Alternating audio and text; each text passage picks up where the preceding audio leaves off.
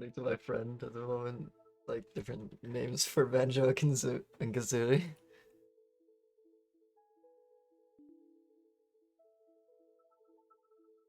Okay, so I'm gonna tell my friend that I'm streaming actually.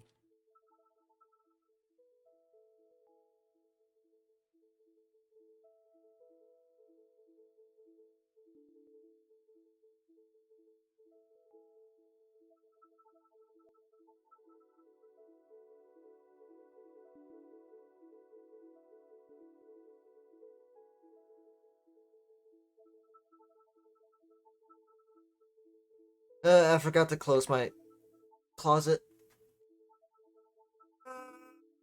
You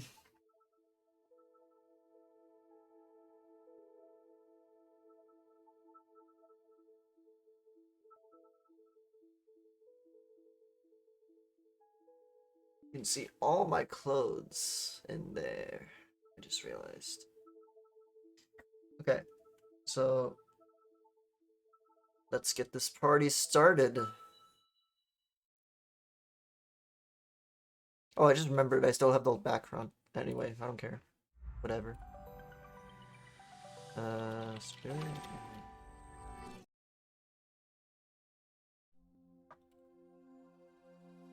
Let's check this out. I already know the Maya's in this game because she's on the cover, so let me see if I find a good one. Maybe this one? Ooh, this one looks good, yeah.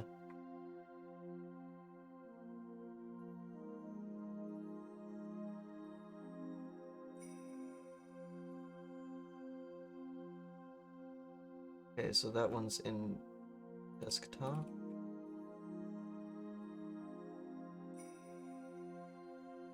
XRST file. Just changing the background real quick.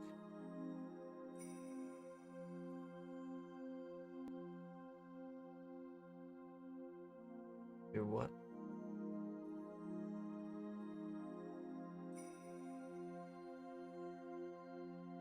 Is that really not HD?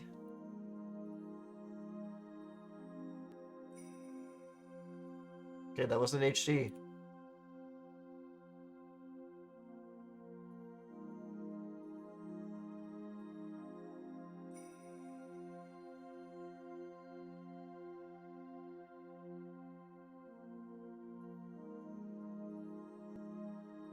It's on P.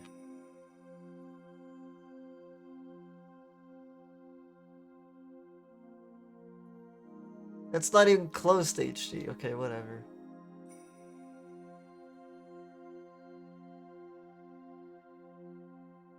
Is this one? Oh, it was HD. No, wait, it wasn't. It was 720p. Kind of had a good background.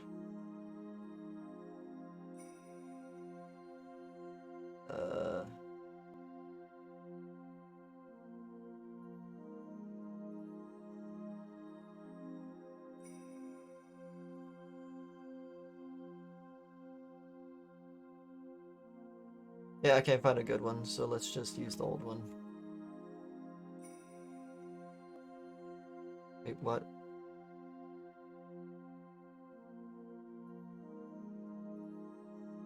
What is that one?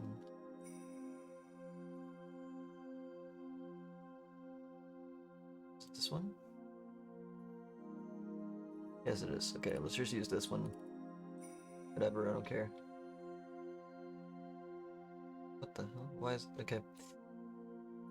I'm not gonna ask questions.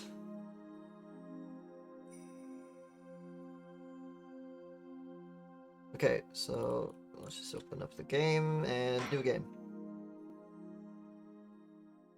Okay. Open my... Ooh, anime opening. On the western edge of the Far East.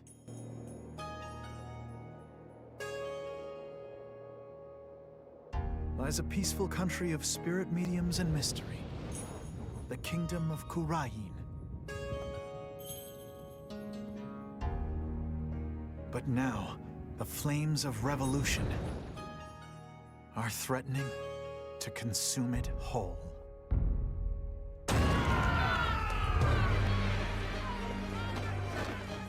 But things like revolt and revolution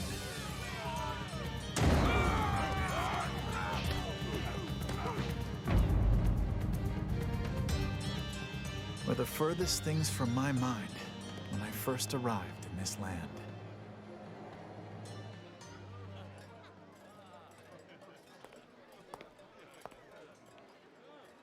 That's our first defendant right there, I think.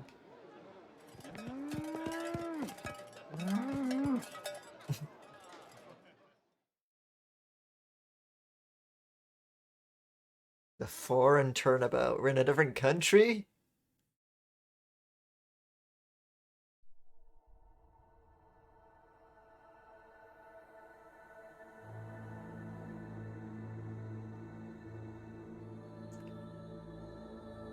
Here in Kurain, death is not the end. Even after death, the soul lives on in the Twilight Realm. And priestesses can commune with the spirits of the dead. Fear not death. In the name of the Holy Mother,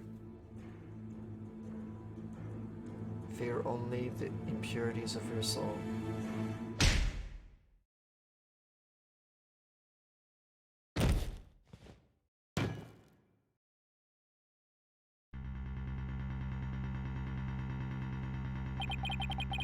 This blight on my soul. I'll have the child take the blame.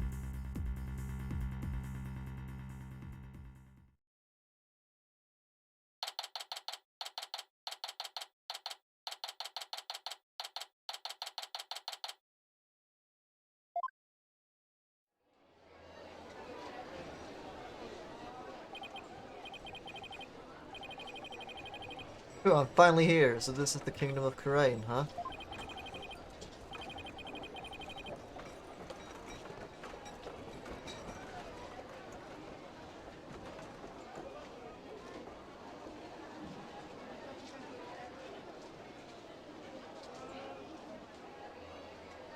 What a long trip. I wonder how many hours was in the air. How many hours I was in the air. But just look at this place.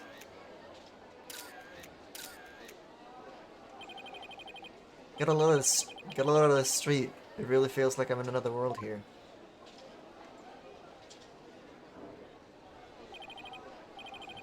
And that gorgeous temple. I read that's the center of the town.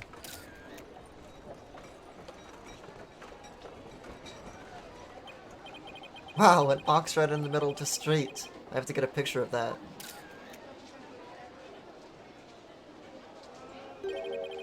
Excuse me, sir.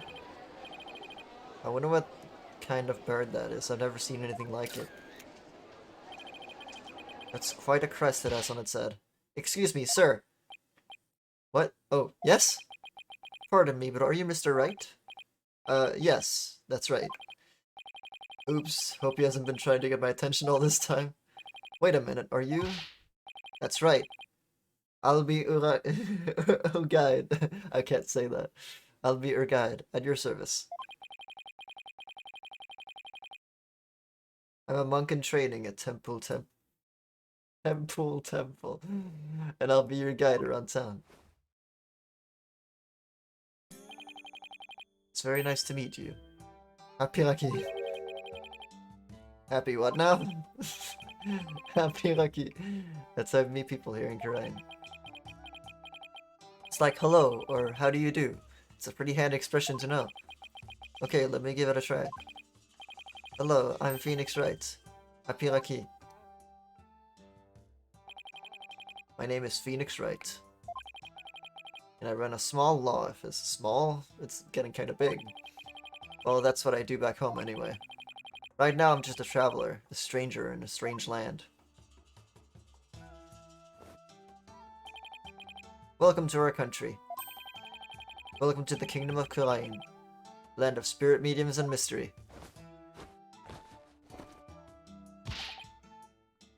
This is for you, to celebrate your arrival. Speaking of mystery, what is this mysterious green lump exactly? Allow me to explain. This is a famous Kuraini sweet bun. It's called a magatama or soul bun. It's shaped like a magatama.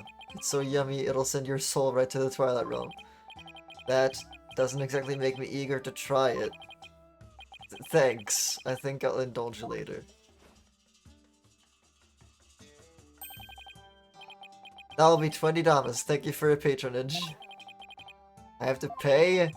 I always have plenty of those on hand, so just let me know if you ever want any more. The bag's heavy. No wonder his bag looks so heavy. It's stuffed with all the tools of his trade. Oops, I almost forgot to tell you something really important. It's about Miss Maya. She can't come see you for a few days yet. Yeah, when I called her from the airport, she said she was still training up in the mountains. I told her I'd wait for her here. Either way, I was glad to hear she's in good spirits. Maya! Maya Fey. She's a spirit medium who used to work as my assistant. Maya! I came all the way out here to celebrate the end of the ascetic.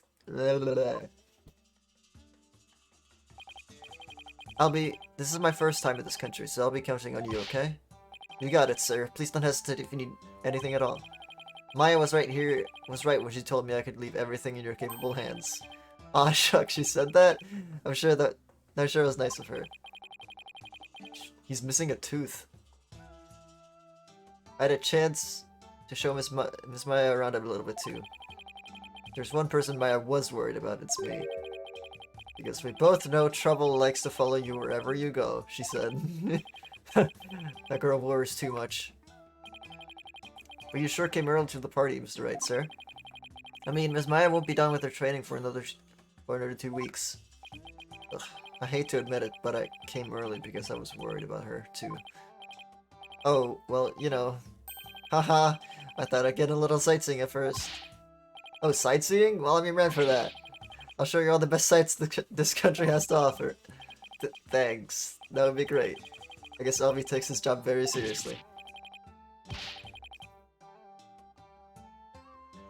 Well, what are we waiting for? Those sights aren't going to see themselves. Yikes, you don't have to shove. First stop, Temple, right there in center of town. There's something I really want to show you.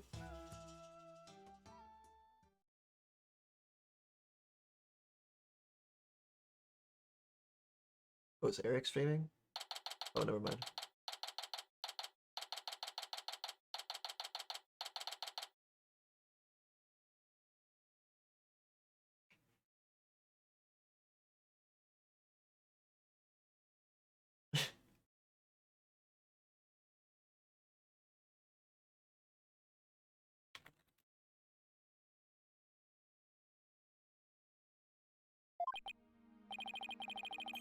Wow, it's even more impressive up close.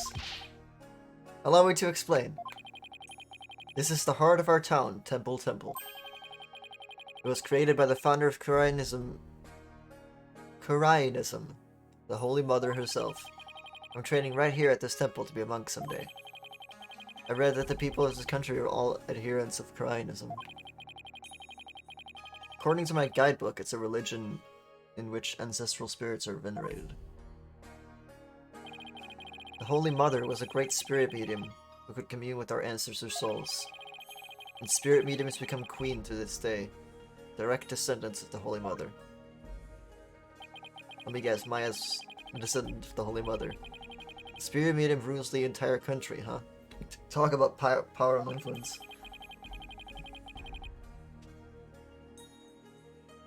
The main thing you want to see when you come to Temple is the Dance of Devotion, right? The Dance of Devotion takes place twice, once in the morning and once in the afternoon. This dance, along with the Song of Ceremony, is performed in offering to the Holy Mother. The Dance of Devotion has the power... Okay. Hold it, slow down! I can't remember all of that at once. Oh, I'm sorry. I guess I got a little overexcited. Anyway, the main thing I got from all that is you really, really love your country. Well, that's sure true. I like this kid. He pours his heart into everything he does. Let's see. I guess I just explained about half of what I usually explain. So I'll give you a special discount and only charge you 10 damas for the tour fee. Thank you for your patronage. I guess he pours his heart into aggressive salesmanship too. Come to think of it, Miss Maya told me she could tell I love my country too. We stood here for about an hour while I told her all about the Holy Mother. Really? An hour? Hope that counted as patience training. And she seemed really interested too. She listened to my whole speech. Huh. It doesn't sound like the Maya I know. Miss Maya is so kind and nice. She treats me really well, like a little brother. She's kind of like a big sister to me. This is Maya Fey you're talking about, right? Maybe she's grown up since I last saw her.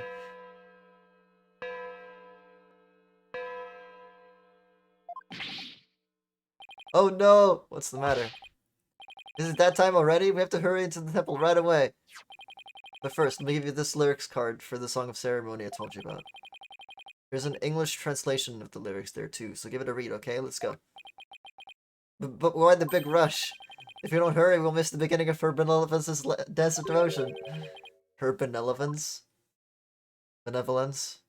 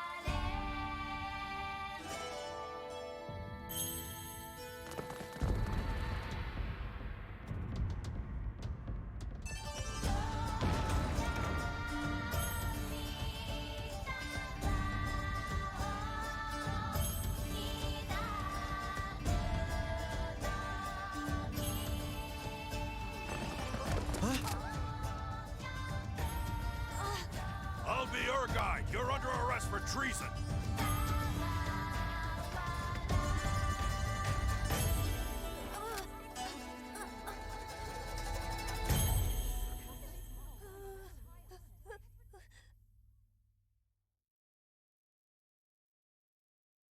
What the? During the ceremony?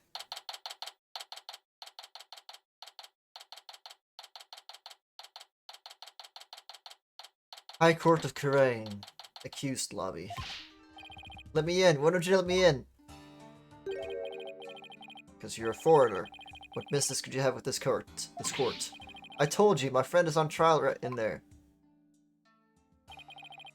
The police raided the temple in the middle of the dance performance yesterday and arrested Albie on suspicion of treason.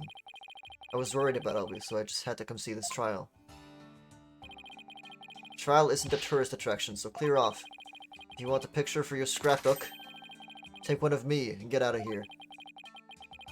Look, if you got it all wrong, just great. Well, I guess there's only one thing to do. Yes, I'm a foreigner, but I'm not your average foreigner. What? I'm actually a lawyer. Back at home, anyway. What? A lawyer? I can't... That's not possible. What's he so shocked about? Well, whatever. Now's my chance. Nothing wrong with a lawyer entering the courtroom. Wait, get back here, you.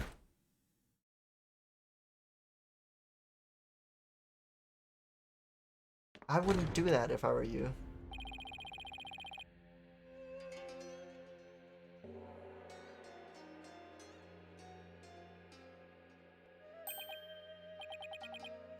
Wait, isn't that her benevolence?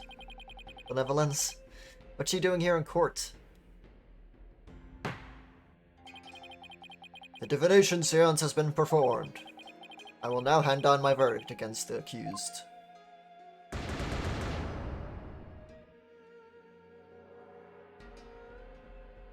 You didn't even have a defense. What? A verdict already? But the trial only just started. You guilty? There's gotta be some kind of mistake. Please take another look. Seances performed by Princess Raphia are infallible. They show only the truth. What right do you have to question her abilities? But I didn't...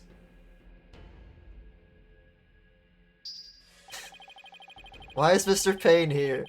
Isn't it ironic that you, a devout adherent of Koreanism, would dare doubt her insight? Non-believers will only be met with suffering in the Twilight Realm, you know. But I didn't do it. Your benevolence, allow me to explain, I beg of you. Be silent, impudent whelp. There is no merit to be had in indulging the rabblings of born of criminals, of a criminal's unclean soul. But what in the world is going on here? The judge made his ruling based on something called a divination seance? What is Albie's attorney doing? Wait a minute. Where is Albie's attorney? Why is this happening? I didn't do anything wrong. Foolish child. Doubting the divination seance is tantamount to doubting the Holy Mother herself.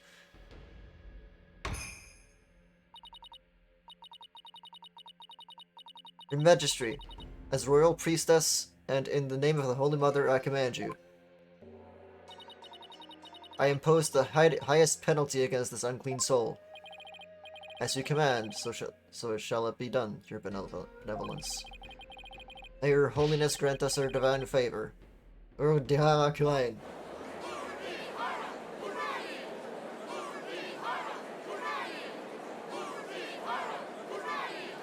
Objection!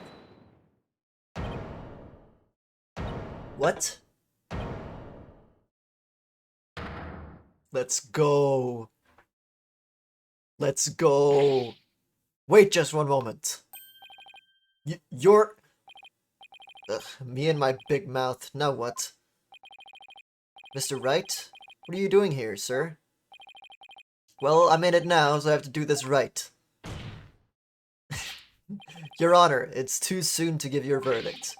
This trial has only been underway for a few minutes. Excuse me? Who on earth are you? I'm, well... an ordinary tourist, Your Honor, just passing through. Ah, a tourist, are you? Happy Raki. But more importantly, where is this boy's defense attorney? Defense attorney? Whatever are you talking about? He doesn't need a defense attorney. Wait, what? Of course you wouldn't be aware, being a foreigner and all. But we have no need for defense attorneys here in the Kingdom of Kurai. We leave it all up to our benevolence's sacred power of spirit communion. Our divination seances determine all. What? But surely you see how unfair that is. What kind of insane court system are they running here? You would dare mock me, you barb-headed buffoon? If you value your life, you will leave post-haste. Or shall I summon the bailiff? The bailiff is that big scary dude with the big scary gun, isn't he? I'm sure he would be happy to oblige you with a bullet or two as a souvenir of your travels. At the cost of an arm and a leg, no doubt. Now hold on, Mr. Wright has nothing to do with any of this. Albie. I appreciate what you're trying to do, Mr. Wright, but never mind about me. You just go ahead and go see Miss Maya. But forget about me. You have to go now. I'm sure you can find another guide. There were lots more places I wanted to show you, but it looks like I won't get a chance now. I'm sorry. Poor kid. He's trying to put on a brave face, but look how terrified he is. What can I do? What should I do? I can't just let a verdict be handed down with nobody standing in Albie's corner. If Albie doesn't have a defense attorney, then I'll do it. I'll defend him. Defend him? You can't be serious. Did you hear that? Is he out of his mind? Heavens forbid. Defend me, Mr. Wright. What are you saying? You can't do that. I most certainly can. Don't worry, I'm quite used to tackling all sorts of trials. Besides, can you imagine how furious I would be if I let anything happen to you? Mr. Wright. You are but a naive tourist, ignorant of our ways. But if you are smart, you will heed my advice. Do not pursue this matter any further. Looks like defending somebody is easier said than done in this country. Bailiff, throw this man out. Your Majesty, if you please. You have something to say, Mr. Payne? Why not allow it, Your Majesty? Why not have him defend the accused? It could prove very interesting. Right, Mr. Phoenix, right? Right. Mr. Whoever you are. Prosecutor, are you acquainted with this traveler? That's Chief Prosecutor. You're Chief Prosecutor? And yes, I'm acquainted with him. He's a defense attorney from my native land. I've had dealings with him in the courtroom before. Heavens to Betsy. What? Mr. Wright? You're a defense attorney?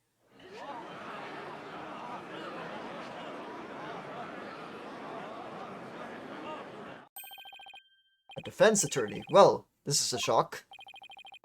You may be surprised to hear that I have more than 10 years of experience. I guess there aren't that many lawyers around here. Your Majesty, would you kindly allow us to proceed in the matter of my old country? But Mr. Payne, I've already made a ruling in this case. Call it nostalgia if you will, but I'm most eager to give it a try. But I have a previous engagement, you see, a class together with the missus. Your Majesty, I agree we should have a whack at it. Sounds amusing. A score of years have passed since we... A score of years have... I can't say that. What the hell is that? A score of years have passed since we last saw a defense attorney in this courtroom. A score as in 20 years? What's the deal with this country? Mr. Payne, I want that barbed head brought to me on a stick. As you wish, Your Benevolence. I, Chief Prosecutor Payne, will see to it myself. Very well, Mr. Payne. If that is what you and Her Benevolence want, I will acquiesce. As for the defense, I hope you are prepared for every eventuality. Every eventuality? What is he talking about? There. Are you satisfied now, Mr. Wright? Yes. Thank you, Mr. Payne. I'm sorry for not remembering you earlier. That's Chief Prosecutor, or the Incredible Payne, as I'm also known in this country.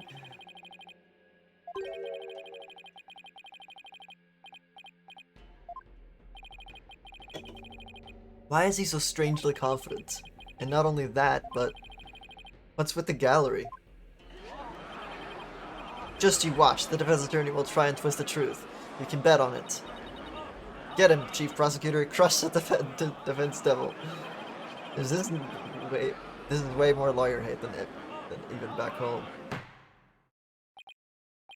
Now, if you would please give your opening argument once again, Mr. Payne.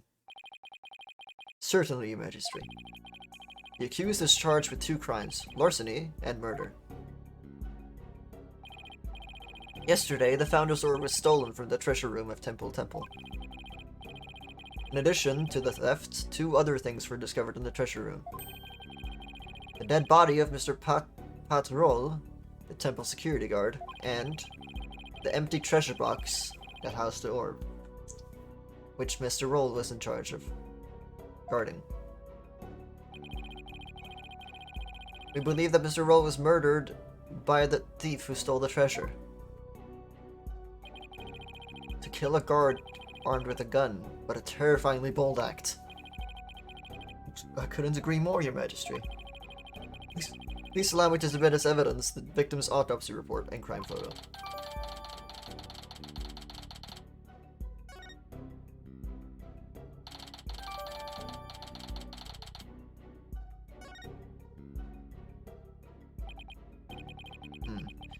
It's been a long time since we had evidence presented in this court as well. It's kind of refreshing, actually.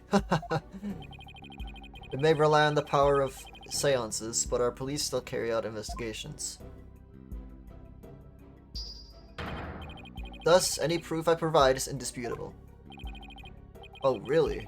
Well, forgive me if I don't just take your word for it. I can check the evidence up myself by looking at them in the court record. See just how thorough you and your police were, Mr. Payne. Such a deplorable crime. The audacity of stealing the sacred treasure of Her Holiness, our founding mother. It's a crime that strikes at the very heart of our nation. Exactly, Your Majesty. You mustn't let the culprit get away with these heinous deeds. Indeed, such deeds are best described as treason against the crown. Is this treasure really such a valuable object? How can you even ask such a thing? Of course it is. Why, sealed within this treasure is the very soul, the mitama, of the Holy Mother. Her soul is sealed within the treasure? I think I'll take that with a grain of salt. Ugh, you don't believe it, do you? Of course I believe it. Something tells me I'd better play along. This kind of irreverence is exactly why I dislike defense attorneys so much. Your Honor, Your Majesty. What is it now? This treasure. I've never seen it, so it's a little hard for me to imagine. Could I see a photo of it or something? Of all the outlandish requests, you defense attorneys are truly beyond the pale. He's been getting awfully angry with me, and are those veins popping out of his forehead? It's forbidden for anyone outside the royal family to view the treasure itself. They say that anyone without the proper spiritual power would be blinded instantly. That is why the average person has never seen the treasure, Mr. Wright. I guess there are national treasures that are off limits to the public back home, too. For the benefit of the shamelessly uninformed defense, let me share this newspaper article. It includes photos taken about 8 years ago, when the treasure was unearthed. These are the only public photos of the outer box in existence. What's more, the treasure box only leaves the temple's treasure room but once a year, for a special New Year's rite that takes place at the palace. Therefore, this treasure box has only ever been seen by a handful of people.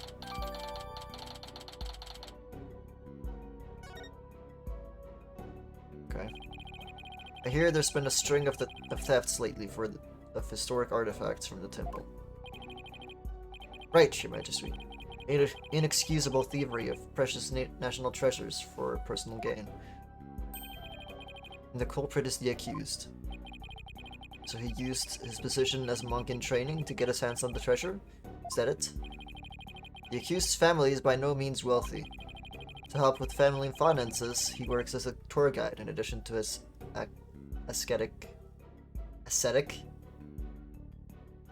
training. Thank you for giving an excellent outline of the case, Mr. Payne. Now then, no more questions from the defense, I presume? What? No, I do have questions. Even more? Or you just asked a bunch? I'll make it snappy. My class starts in just a few short minutes. What? You still planning on going to that thing?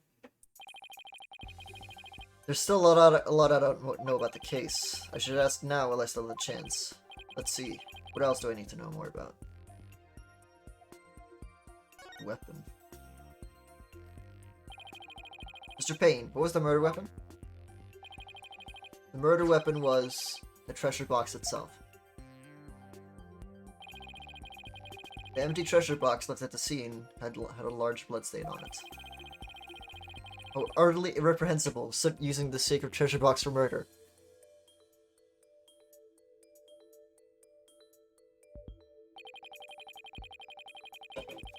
The accused came to this treasure room with the express purpose of stealing the treasure.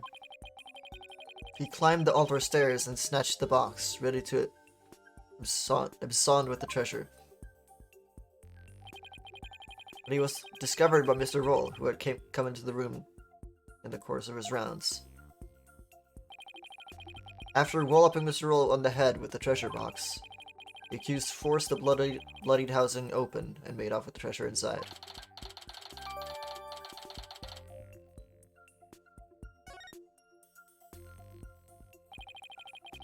But the defendant is just a little boy. I hardly think he would be able to hit the victim, a grown man, on the head. Ah, very good point, Mr. Wright. But I'm afraid that won't help you. At the time of the crime, the accused was on the stairs leading up to the altar. The accused's elevated position would more than make up for the difference in stature. Would he be strong enough? Yeah, I guess that makes sense. Mr. Payne, your reasoning is flawless. No, it's not. What an elegant argument. Hats off to you, Chief Prosecutor. Your title is obviously well earned. Well, the accused's guilt is certainly conclusive. Unless there's anything else, I'm ready to announce my verdict. Very well, in that case I find the accused... Just one moment, Your Majesty. Don't you think you're rushing the verdict just a little bit? I told you. I have plans to attend to, and... Ah! I'm late. It's already started. How did the time fly by so fast? He's still stuck on that? We haven't even heard the defendant's side of the story yet.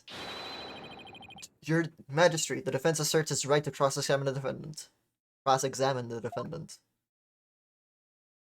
What is a cross-examination? Huh? Did I say something funny? Cross-examine the... What do you mean by that? What do you mean, what do I mean? I seem to have some dim recollection of the process, but I can't quite recall. And little wonder, a so-called defendant hasn't been questioned in over 20 years. Should I even be surprised anymore? Anyway, I demand we let the defendant, or the accused, tell his side of the story. Is that really necessary? Of course it's necessary, Your Majesty. What harm could it do? I say we allow the boy to speak, Your Majesty. Oh, I doubt he'll have anything of relevance to say. Oh, how kind of you, your royal painness. Very well. As long as it's okay with you, Mr. Payne. I'm already hopelessly late for my class anyway. In that case, the prosecution calls the accused back to the witness stand. Oh, but before we do, I'd better call my wife and apologize for missing that class. Any objections? Go for it, Your Majesty. Kangaroo court. Accused, state your name and occupation again, if you would. I'll be your guide. He's your guide. I love that. Oh! His first name's Albie. I'll be your guide.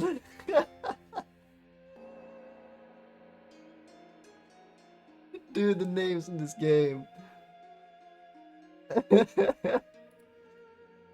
Why?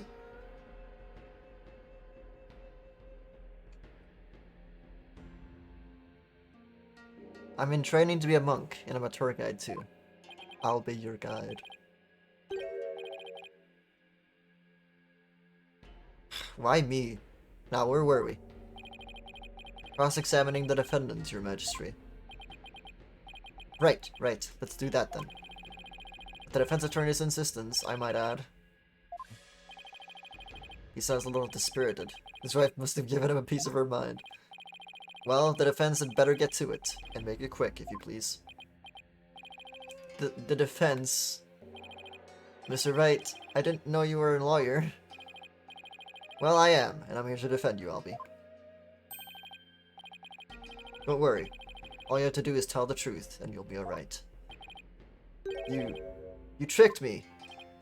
What? If I knew you were a lawyer, I wouldn't have given you that tour. Give that Magatama back. I gave you back yesterday. Albie, what's gotten into you? Don't talk to me. You disgust me. Now even Albie's against me. But why? This must be a new experience for you, Mr. Wright. Being loathed by a client. Now then, accused. Please give the court your testimony. The incident occurred around noon, during the break between the morning and afternoon dances of devotion. I want you to tell the court what you were doing around that time. Alright. Dude, what the hell is... Witness testimony. That's a cold transition. The accused's account. I didn't kill Mr. Roll, and I didn't steal the treasure. I'm not allowed to go anywhere near the treasure room. I've never even seen that treasure box with the green Kurene's butterfly on it. When the incident happened, I was in the hallway, planning out my tour route.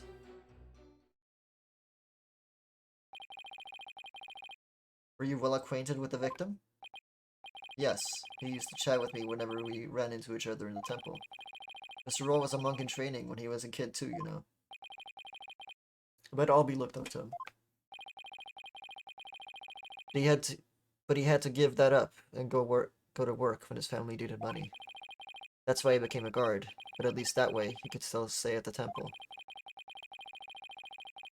He was so proud when he was put in charge of guarding the treasure box. He even got to carry the box to the palace for the New Year's rite. The victim's parents apparently both died relatively young, so Mr. Roll had to support his younger brothers and sisters as well. But even with his job as a security guard, I'm sure things couldn't have been easy for him. Sounds like his circumstances and Albie's were very similar. Mr. Roll encouraged me to never give up. Albie, you train hard and make sure you become a monk one day. Don't end up like me, he'd say. He was always cheering me on in my training and in my tour guide business too. Why in the world would I kill a nice man like that? Yes, I see. You expressed yourself well. Defense, now that you've heard the accused's account, are you finally satisfied? If so, let's draw this to an expeditious conclusion. But your majesty, I haven't even cross-examined the defendant yet. That wasn't the end of it? It's been so long I don't rightly recall what this cross-examining thing is all about. A judge who doesn't know what a cross-examination is. What a fresh hell is this?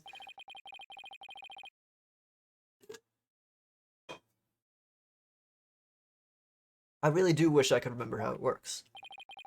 Should I give the judge a refresher on the cross-examination? Might as well.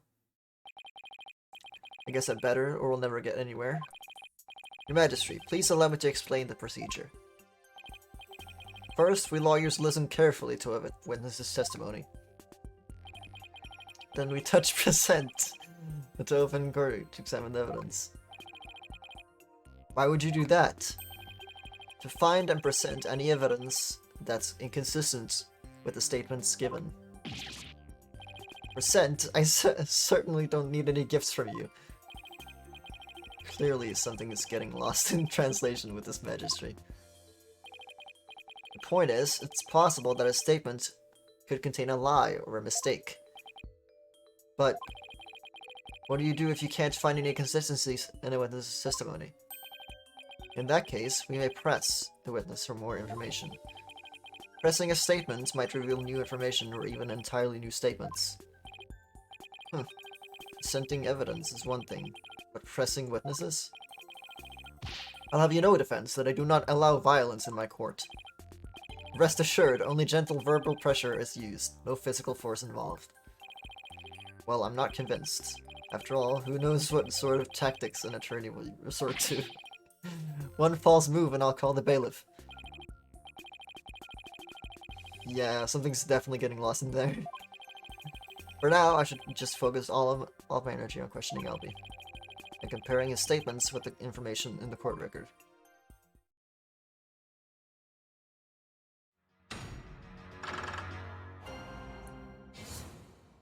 I actually like this a lot. Ooh, the Magatamas. Dude, that's cool. That's really cool. The way they made the court favor. Okay. I didn't kill Miss Roll. I didn't steal the treasure. I believe you didn't do either of those things, Albie. You do? But you're a lawyer. Of course you'd say that. I know. There's no need for that. But he's right. Lawyers always claim their client is innocent, even if they have to lie. Just like you're doing right now, accused. Don't lump me in with that lawyer. I'm not lying. I didn't steal anything and I didn't kill anybody. I'm not allowed to go anywhere near the treasure room. You're not allowed to go near the treasure room? Why is that? It's a rule of the temple. They keep a lot of important things in that room. Yes, like the Founder's Orb in particular. Only the royal family may lay eyes on it.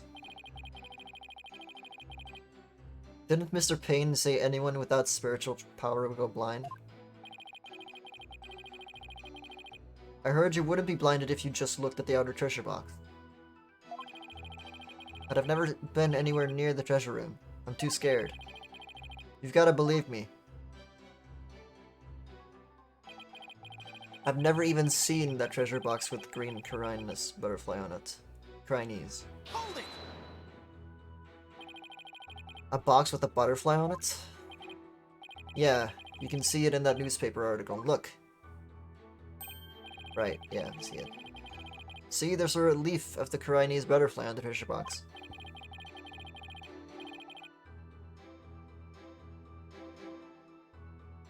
Oh, there's a sign in here is carved in the back of the box. I see it now. It's a sacred butterfly said to carry the soul, or mitama, of the departed.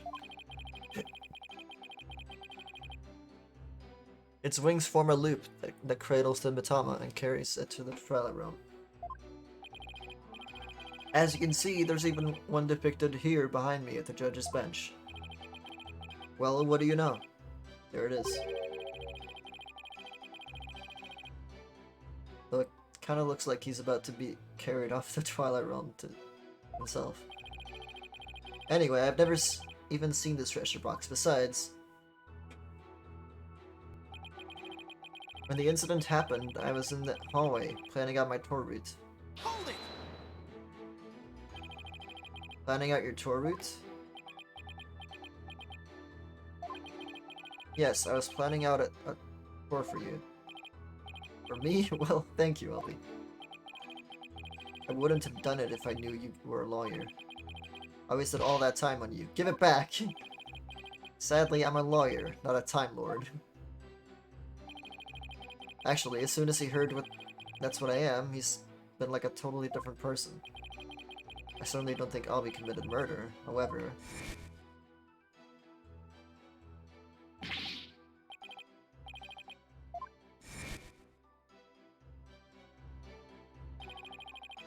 That outburst earlier makes me wonder if he'd willingly tell me the truth. Better compare statements in the court record carefully. If I find an inconsistency, I can present some evidence and... I know. I didn't kill Mr. Roll, and I didn't want to steal the treasure. And I didn't steal the treasure. Okay.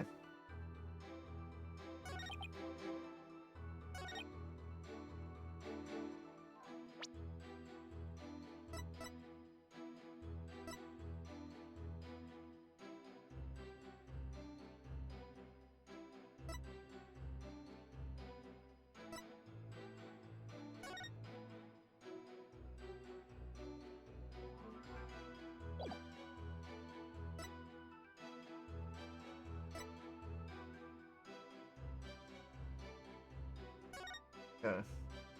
At the base of the stairs.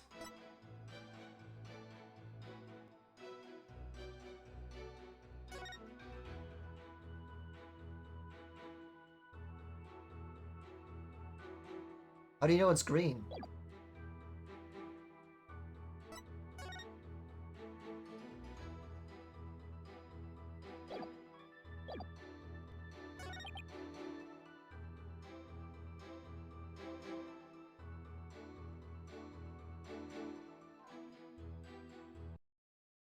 Hold it! Okay, it doesn't work. I think actually... He hasn't seen it, then why does he know it's green? Objection! Oh, Albie, why would you lie to me? So you say you've never laid eyes on the treasure box, is that right? That's right. It's forbidden, so I'd never do that. In that case, how did you know there was a green butterfly on it? Huh? Because I saw the picture of it, the newspaper article. Nope, take another look. These photos are in black and white. You couldn't possibly tell what color the butterfly is from the pictures. Hold on. This bag, did it just move? Polkunka. I beg your pardon? Polkunka is a word in Koreanese that people use when they're surprised. You just exposed a lie! So this is the power of the cross-examination, is it? I should be the one shocked here by your shocking lack of understanding. But, just a moment. If the accused was lying, then that just makes him more suspicious than ever. Ugh. And that just makes things worse for me than ever.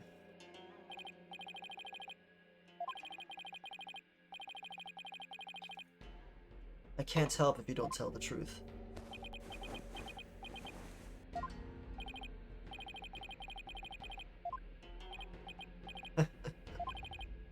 So, accused, you haven't seen the treasure box with your own eyes after all, haven't you?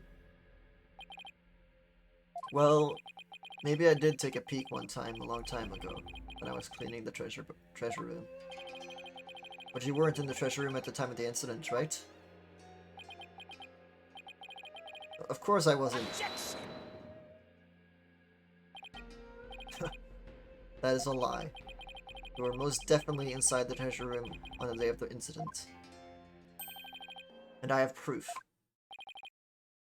He does? This was found on the floor of the treasure room. It's a scroll entitled Notice and contains a list of temple monk duties. These instructions pertain to the day of the incident. And what exactly is that supposed to prove? The accused's fingerprints were found on the scroll. What? Oh no. Where is it? It's not here. I must have dropped it somewhere. Indeed. You must have dropped it when you were busy murdering the victim.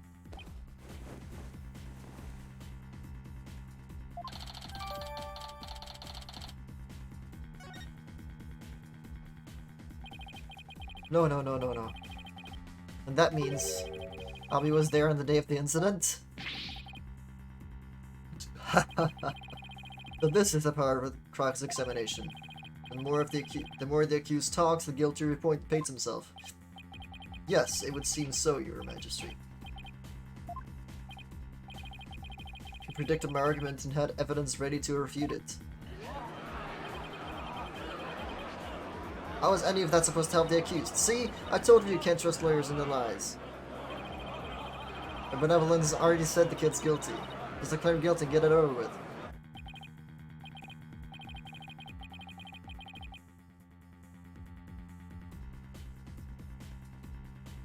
No, everything's going all wrong. Shadow, what do I do? As I suspected, this cross-examination has served no purpose whatsoever. No, you're wrong! But armed as we are with her benevolence's insight, there's no reason to doubt his guilt. And I guess I'll have to poke holes in this insight of hers. By the way, this didn't prove to be very interesting at all, Mr. Payne. Nevertheless, I will now finally announce my verdict. Wait just one moment, Your Majesty. I haven't seen this divination seance for myself yet. As the defense, I have the right to check it. Is that really necessary? I have to get home and apologize to my wife. I guess she really did give him the business. Your Majesty, I enthusiastically support having Mr. Wright see the seance. You do? And why is that, Mr. Payne? Don't you want to see it? See the lawyer being utterly crushed by the power of the seance? And then watch him tearfully beg for mercy? Well now, I'm sure it'll make up for not getting to go to that class with your wife. It certainly does sound worth seeing, and it'd give me a juicy tidbit to tell the missus. I'm introduced to a juicy tidbit. Well, for an interloper, I imagine you do have to see it for yourself to be convinced. Certainly unprecedented, but let's have the divination seance performed again. But then, right after the tearful begging, I really do have to get going. The only tearful begging is going to come from the prosecution when we're through.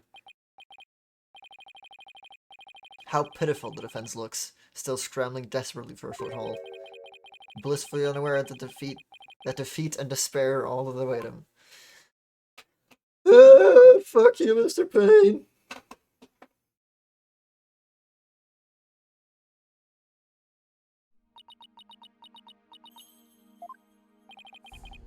There she is, her benevolence. Her benevolence, Refa Padma Karain. Thank you for coming all this way once again. Your gratitude is unnecessary. This is simply my duty. Barb-headed attorney. Yes? I am told you question the veracity of the sacred divination seance? It would seem the depths of your irreverence and blasphemy are lost on you. I'm just a foreigner, ignorant in the ways and customs of this country. I apologize in advance for anything rude I might say or do, your benevolence. All I want is a fair trial for Albie. You would imply that the trials of this country are unfair? Do explain, outsider. Our verdicts founded on truths imparted by the very souls of the dead lack impartiality. What's fair about trials with no defense attorney and no chance for the accused to tell their story? How dare you speak to her benevolence in that manner? Did you hear that? Did you hear how he talked to her benevolence? What does he know about anything? Ignorant outsider. We won't stand for it. We must be punished. Yikes. Looks like I really stuck my foot in it this time. Punish him. Punish him. Punish him. Punish him. Okay, this is great. Silence, one and all. Is she standing up for me? Be not disquieted, my people. He merely expresses his opinion. Well, looks like her benevolence is going to be more reasonable than I thought. Attorneys are ghastly creatures, with souls stained black by brazen untruths. The words of a lowly worm such as that are not worth troubling yourselves over.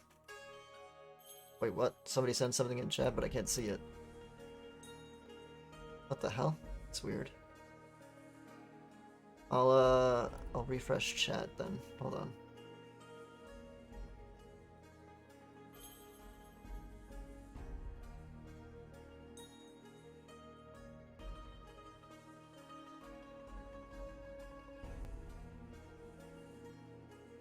I'm confused. I can't see any of the chats. If anyone sent anything, then send it again, please, because I can't see it. And I have a ping. I just love when you mute a server and you still get pings from it.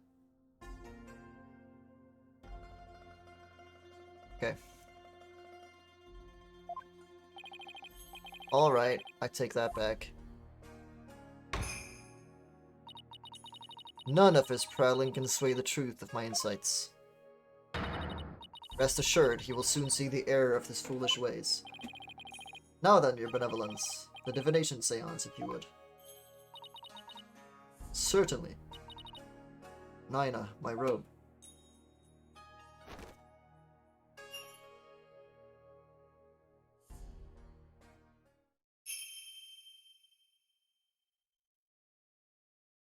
O Holy Mother, we hold this divination seance in your name. Let the eyes of everyone here be clear and our ears be unstopped.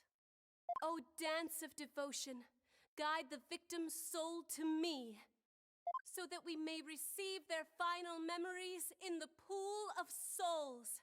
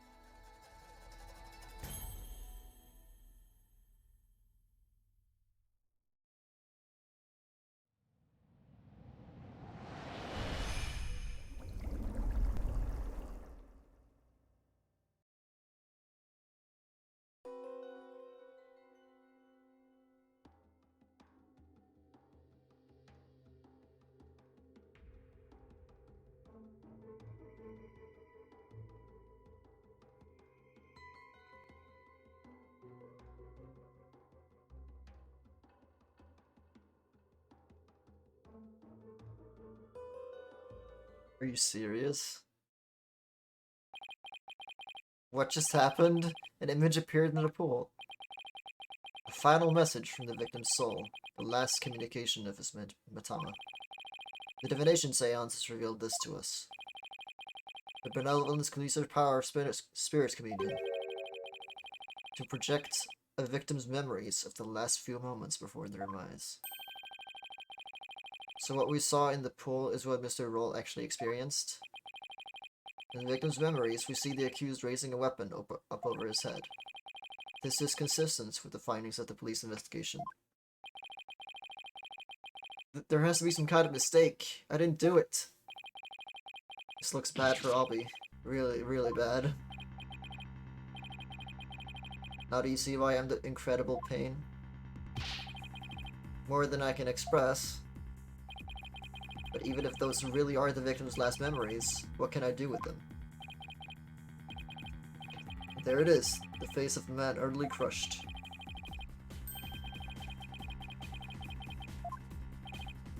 Oh yes, very satisfying indeed. Now are you finally convinced, traveler? The accused is most assuredly guilty. Am I really the only unbiased one here? Now then, I think we've been amused enough. If you give up now, I won't even invoke the Defense Culpability Act against you. You'll be free to slink back to your own country with your tail between your legs. The Defense Culpability Act? What's that? What? You mean honestly you don't know? No?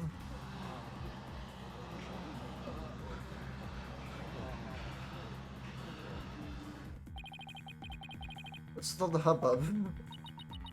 Well, well. Not only is he a lying, black-hearted lawyer, but he's also an imbecile. Your Majesty, I think you'd better explain the Defense Culpability Act to him. Yes, I think I'd better. The Defense Culpability Act, or DC Act for short, is as follows. In the name of Her Eminence, those who would support criminals will be deemed just as guilty. In other words, if you help the accused by defending him and he is found guilty, You will receive the same sentence as he. What? What kind of insane law is that? Under the DC Act, many an attorney has been convicted and met with a grim fate. Some went to prison, others received the death penalty. That's why there are so few in our country who admit to being an attorney. That's as it should be. The history of our courts proves that. Attorneys are black-souled creatures who will tell any lie to save the accused. Thus, attorneys deserve to be exterminated. Exterminated.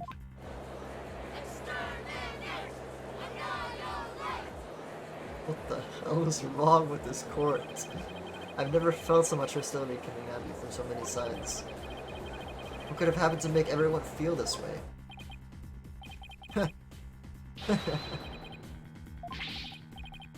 You fell right into my trap, Phoenix Wright. Your win streak against me and my brother ends today. With the Seance and the DC Act on my side, I'll finally get my revenge.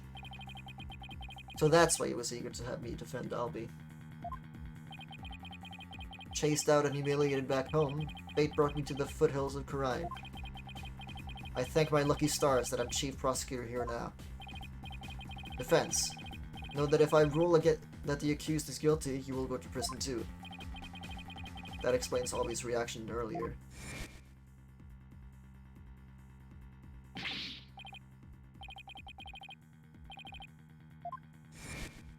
Okay, yeah.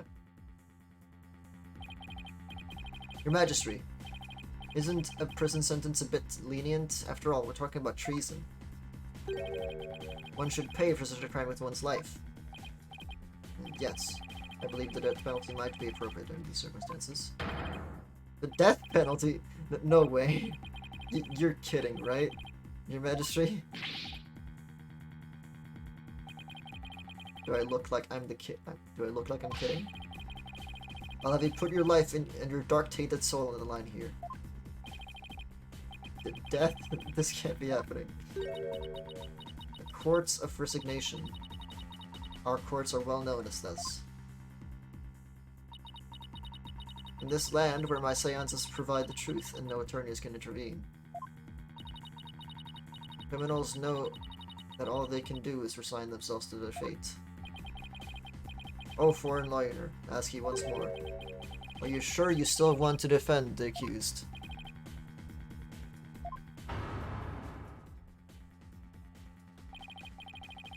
There's Maya to think of in all of this too. I can't just lay down my life.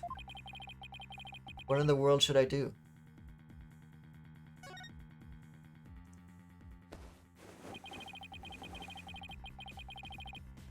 Isn't this why I became a lawyer in the first place?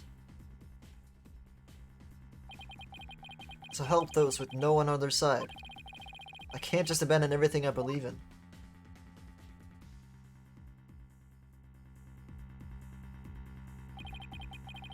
All I can do now is stand firm and fight. Well, don't you hold your tears back on my account, Phoenix Wright. Admit your defeats and grovel before me, the chief prosecutor, for your life. Frick you. Even if it means being subject to the Defense Culpability Act, I will defend Albie. What? But Mr. Wright. Oh.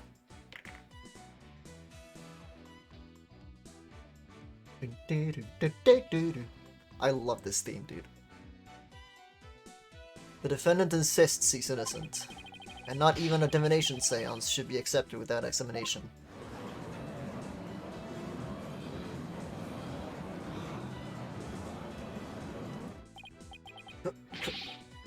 God, I can't say it.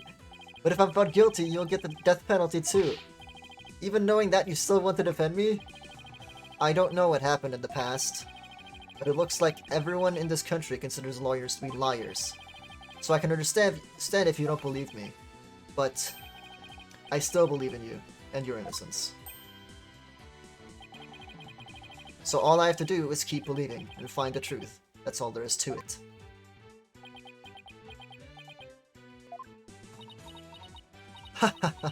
Barb-headed attorney, you continue to amuse me. Though your barbed jabs are proving to be more than mere jokes. Your benevolence. Believe me when I say that this attorney will knock your insides out.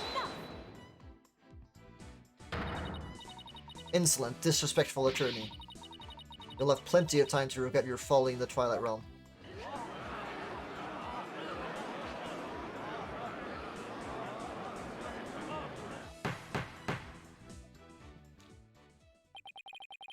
Not a wise move, traveler. Not wise at all.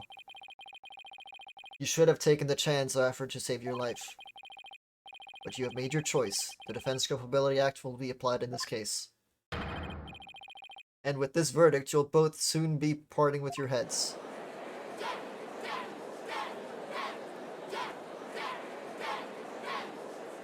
What the hell?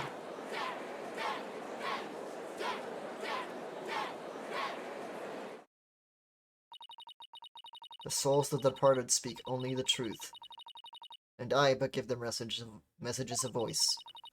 If you think my insights contain falsehood, I challenge you to prove it.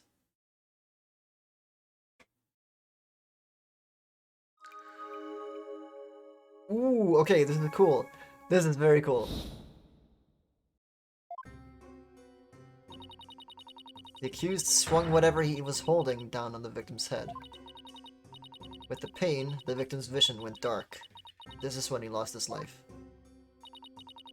Still, I can't believe it. A murder after the morning dance of devotion?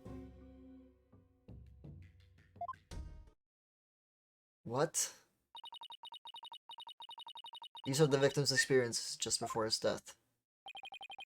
As the victim's final memories, we can assume they aren't lies. So how do I break this down? Allow me to relieve you of your ignorance, defense. Did you notice the words that appeared in the seance vision?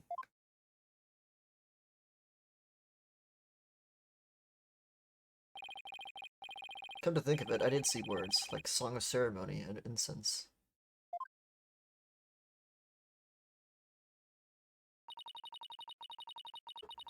The victim's final memories are not limited to sight alone. Sight, smell, taste, sound, touch, all is laid bare in the pool of souls.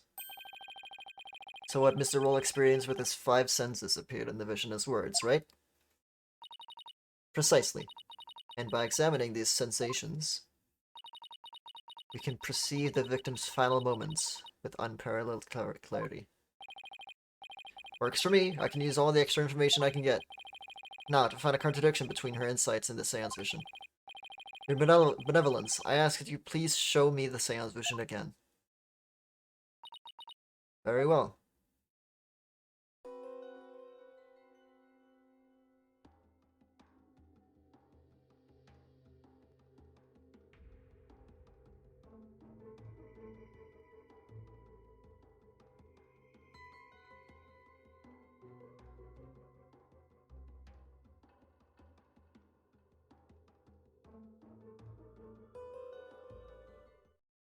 Okay.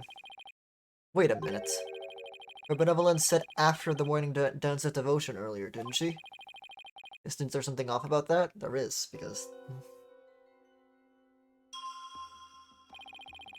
I use the arrows to select the inside, I think is off.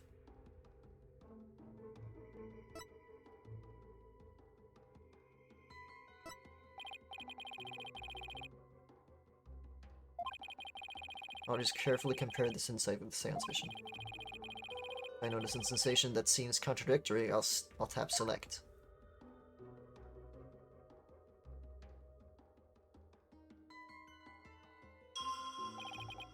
This is it. This is the part of the vision that contradicts the insight. I just select the sensation I think is inconsistent, then press present on it. Objection!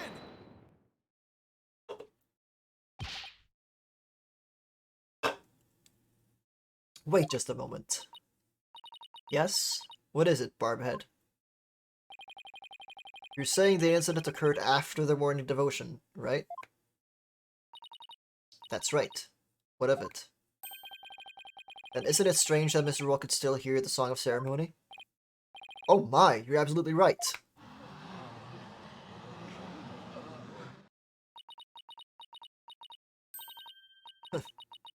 Is that all that troubles you? Huh? What the victim heard was just a practice run of the Song of Ceremony. Practice run? What are you talking about? Mr. Payne, if you would.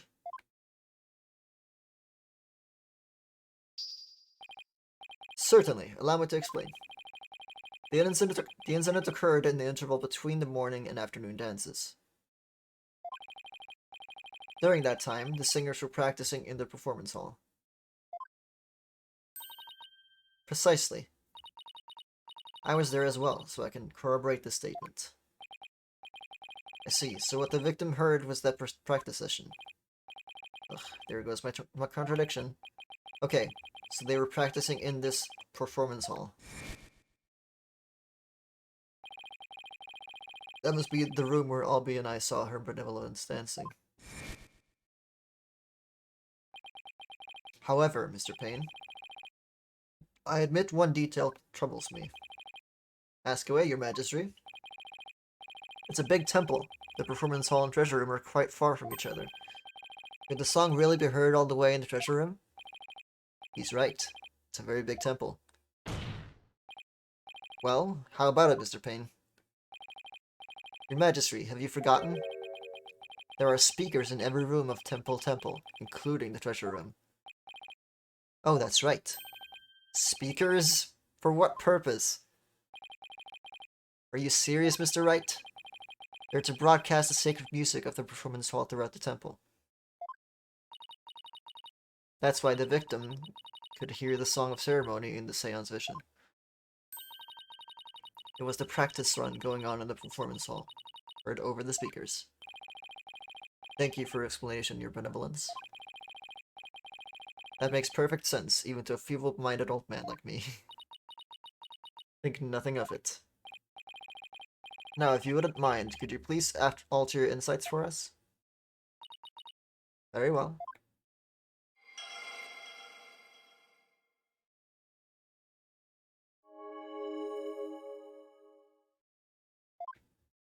Okay. I think I'm getting the hang of this. If I point out an inconsistency, she'll update her insights accordingly. So if I keep pointing things out, maybe I can knock all of her insights out after all. Better find another inconsistency, no matter how small.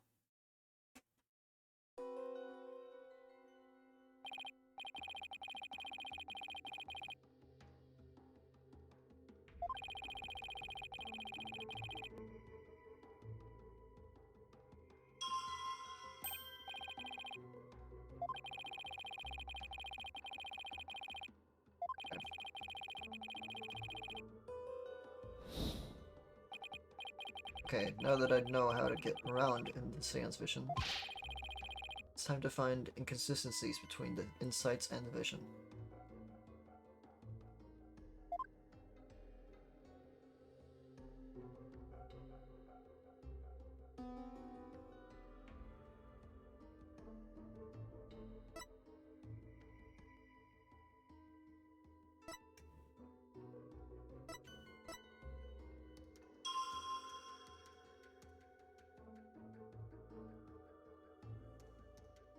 Okay.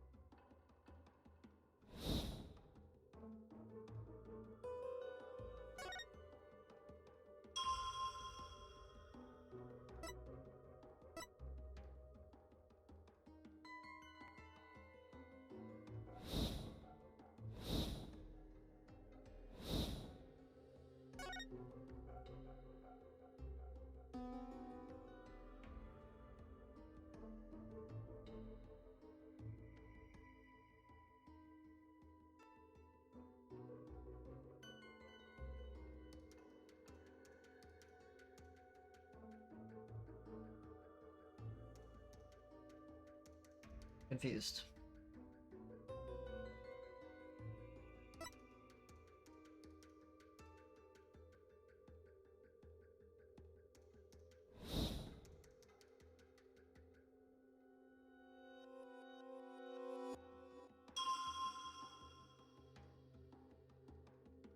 Objection! You're saying the victim's field of vision went dark right after he was struck, correct? Of course, as anyone with eyes can see. Well, pardon me, but I must disagree. What? Your benevolence, please take another look at the exact moment the victim felt pain. Hmm? Oh! Everything goes black, and then only after that, the victim feels pain. Inconceivable. This places the order of events at odds with whatever you say happened. My word! Okunka, your benevolence, what is the meaning of this? I cannot be wrong. My insights are beyond fallacy. If what the defense says is true, this is a very grave matter indeed. Please forgive me, your benevolence, but I'm afraid this contradiction is something you simply cannot ignore. No, let's not be too hasty, your majesty. I think I can clear this up. You have something to add, Mr. Payne? 1,000 apologies. It seems the prosecution has failed to make one tiny thing clear. And that would be... On the day of the incident, there was a power outage, a blackout in the part of the temple. And as I recall, the crime scene was in that sector. Power outage must be why the victim's field of vision went dark. I apologize for neglecting to tell the court this in detail. I'm afraid it slipped my mind. Or rather, you knew all along and are only letting it slip now that it's convenient, Payne.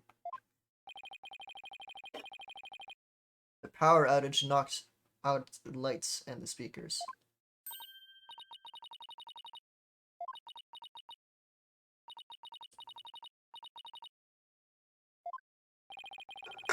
What do you mean, your benevolence?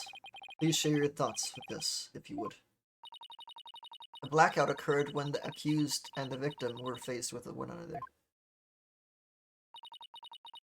Fearing the victim would flee under the cover of darkness, the accused swiftly brought his weapon down on the victim's head. I see. That makes perfect sense, your benevolence. So the victim was struck after the lights went out. The depths of your insight are awe-inspiring, your benevolence. Give her a hand, everyone.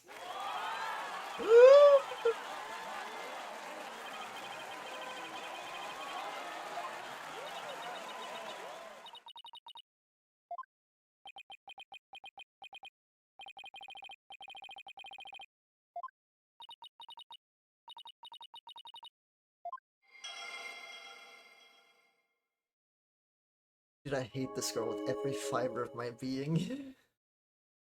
Fuck her. She's like Dahlia, but worse.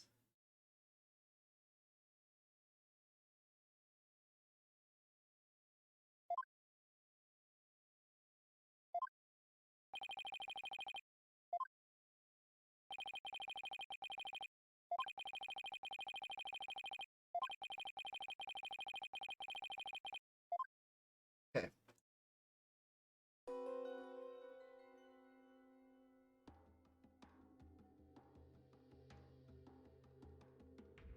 Well. Okay.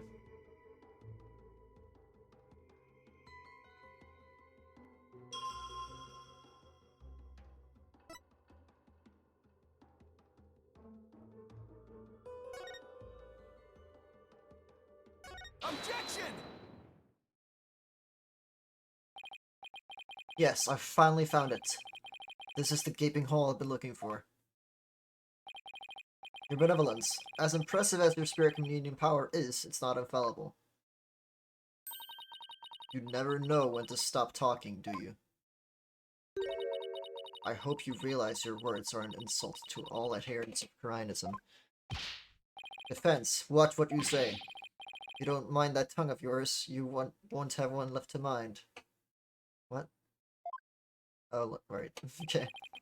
It's certainly not my intention to insult spirit mediums, but maybe I'm not the one who needs to learn when to stop talking. What malarkey. I believe you said a few moments ago that the victim could hear the Song of Ceremony thanks to the temple's speakers. But then, how do you explain how the victim could still hear the Song of Ceremony even after the power went out? Oh! This contradiction of facts can only mean that the Song of Ceremony Mr. Earl heard was not coming from the speakers. What? Impossible.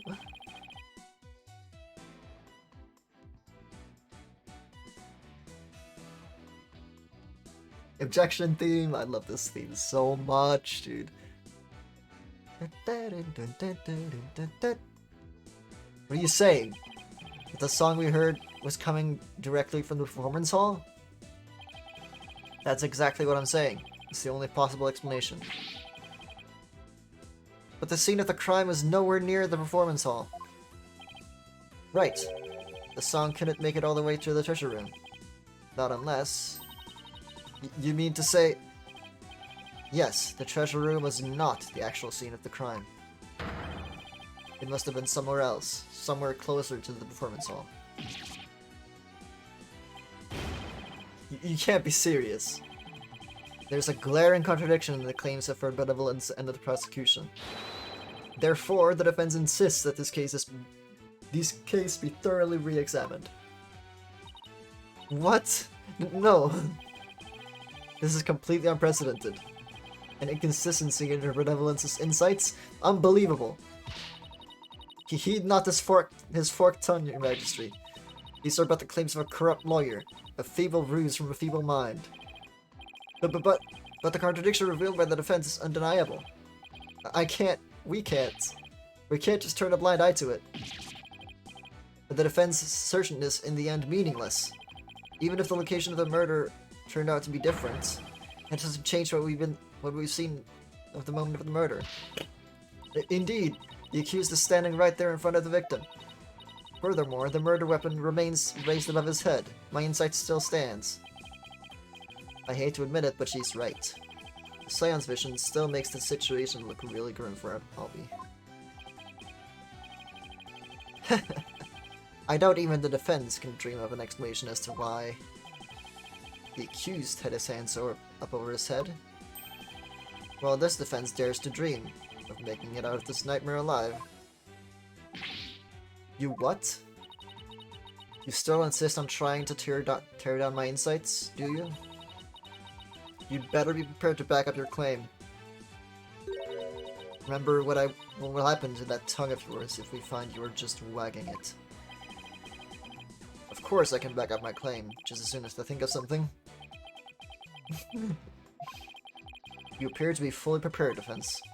As the embodiment of this court, I give you permission to try and prove your claim, as long as you're willing to stake your life on it. I concur, your majesty. Prepare the tongue shears. Chop chop. Chop chop? Yes, let's have the bailiff fetch them. I think I saw a suitable pair in the basement. Chop chop. Stop, stop! I fear that lying lawyers have several tongues to spare. I'm sure he won't miss one. Yikes, these people are actually serious. I'm rather attached to my tongue. Think, Phoenix, think! Other than to raise a weapon, why would Albie have his hands up like that?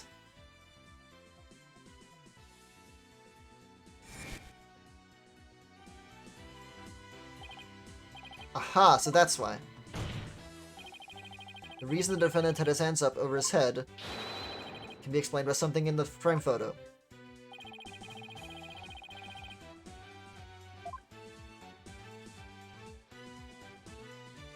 Take that! As in the seance vision, I witnessed the defendant raise both his hands over his head yesterday. You did? Where did you see such a thing? When the police had their guns trained on him as they made their arrest. Oh, are you saying the victim was a security guard? And an armed one at that. The defense proposes that the victim had pointed his firearm at Albie. And that's why the defendant's hands were raised in the air. Pulunka! Pulunka!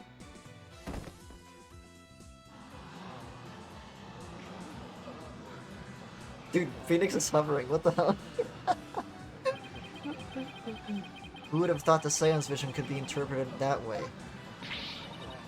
This is not possible. It can't be. Not bad for a total knockout. How dare that lawyer devil go against her benevolence? He's no better than that traitorous snake, Dirk. Traitorous snake? Dirk? Who's that? No, I can't believe it. Contradiction in one of my insights? There has to be some kind of mistake. I won't accept it. That's right, your benevolence, and I won't accept it either. It goes against all we hold sacred. Throw him in jail immediately for lease majesty. What? What?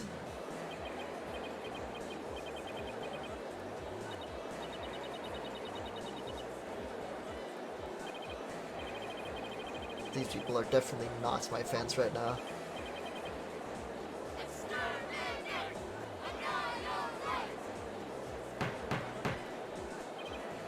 Peace, give me peace. I said peace! Now everyone, please calm down. Is he? Your Majesty, please assign this black-hearted attorney a suitable punishment.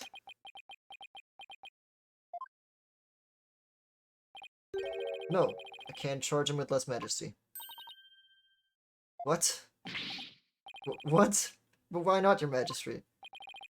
He was simply following the proper procedure for defending the accused.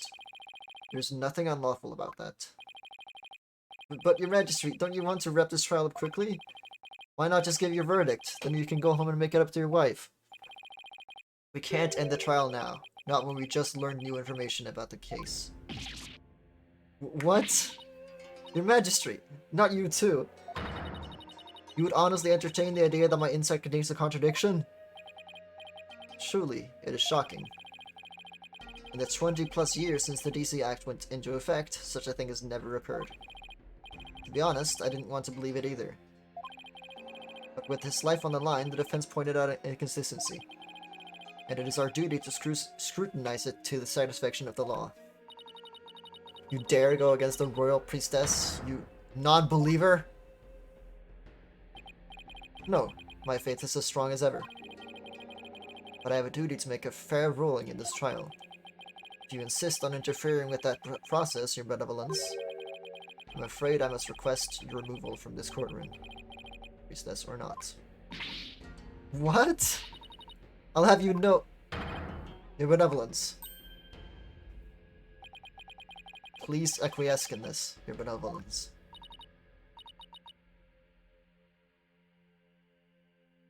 That's right, fuck you. Shut up. If looks could kill. I won't forget this offense, barbed head. I do not admit defeat. I won't. Bailiff, please see your benevolence out. Your Mitama will face due retribution in the Twilight Realm. The demons there they'll pluck the barbs right up your stupid head. I hope your suffering will be super duper painful. And I hope they throw you into a lake of burning fire. Yeah, and then what the hell? I guess she's still just a teenager after all. I gotta see how old she is, actually. Now then, defense. Mr. Light, was it? How old is she? 14?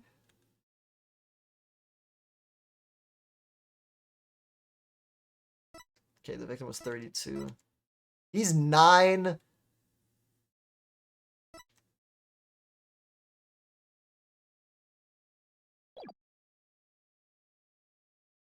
It would have made more sense if the other Mr. Payne was here, actually. That's right, your Majesty. Phoenix Wright. Of course, Mr. Wright. My apologies. Well, now that we have this newly uncovered fact, I suggest we proceed with arguments. Thank you, Your Majesty. Yes, yes, but do not misunderstand me. This doesn't mean I trust you completely. I'll be keeping a close eye on you, so don't even think about lying to this court. I understand, Your Majesty. Oof, maybe now I can finally run a real trial. Arguments, Your Majesty? Very well, I accept your challenge. Huh? What's with him? Oh, the look on your face, Mr. Wright. It's just... it's just too hilarious. What's so funny, Mr. Payne? The defense still doesn't get it. The truth he unearthed is going to bury him in this case instead. What do you mean by that, prosecutor? I told you, it's chief prosecutor. Yes, because that's the point to focus on right now. The defense is digging its own grave. Consider this, Your Majesty. Why would the victim, a security guard, point a gun at the accused? Oh, indeed, because the accused was about to commit a theft.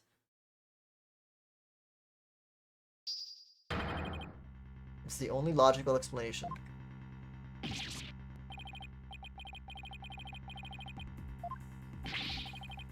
It doesn't help the accused's situation at all. But it does. It basically means that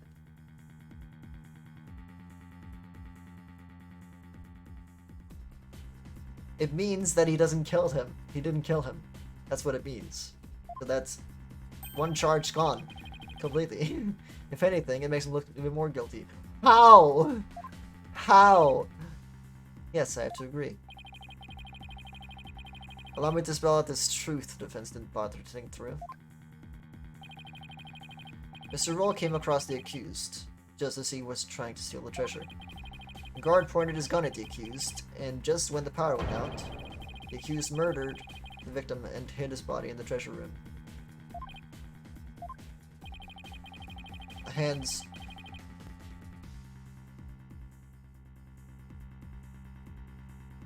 A hand truck for moving heavy treasure around is stored in the treasure room.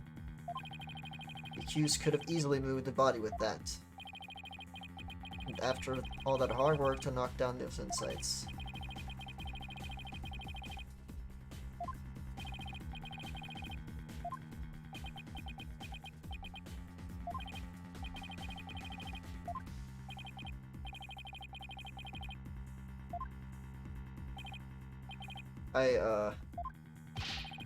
I asked you a question, defense.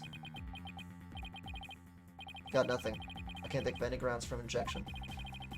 The only thing I have to do at this point is ask the defendant himself what happened. But I don't know if Albie will cooperate with me or not.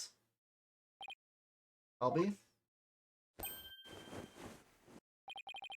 Will you tell us what really happened? You don't have to say anything, accused. Fall for his evil trap and you'll only dirty your own soul. Albie, you have to tell me the truth. I can't help you unless you do. Mr. Wright, I'm sorry. Why? Why would he trust me? Is this it? Is this the end? For both of us? Maya, I'm sorry.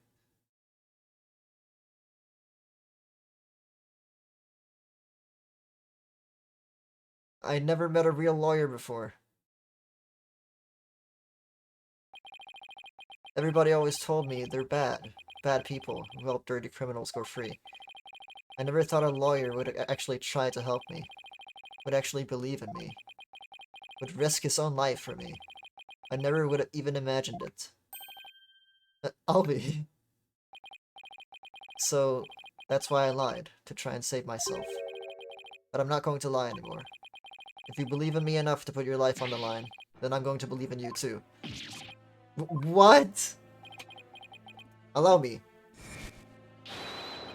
Allow me to explain.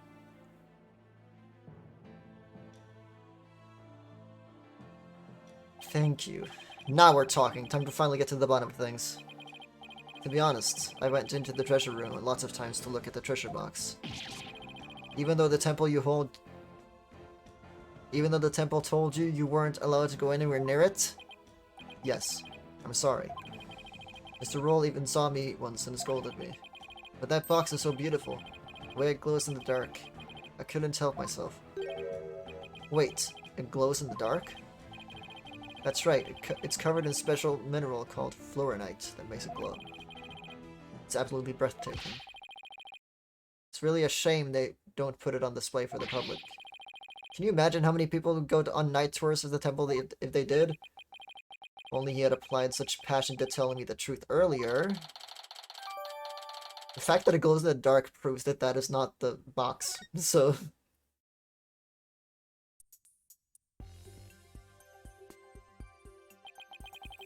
On the day of the incident, I was on my way to the treasure room again. When I ran into Mr. Roll on the Great Stairs. So those were not the treasure room stairs in the seance vision? No, they were the great stairs that connect to the hallway. Makes sense. The vision wasn't clear enough to show us was that.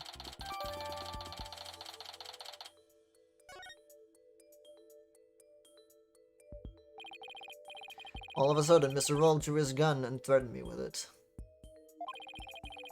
I quickly put my hands up. Mr. Roll, he acted so scary. For some reason, he had a scarf over his mouth. I couldn't read his expression at all. Just then, the power went out. So I took that chance to hightail it out of there. I ran for my life. Even now, when I try to think back on it, all I can remember are the gun and the piercing look in Mr. Roll's eyes. That must have been when I dropped the notice scroll. Which means someone else brought it to the treasure room, along with Mr. Roll's body.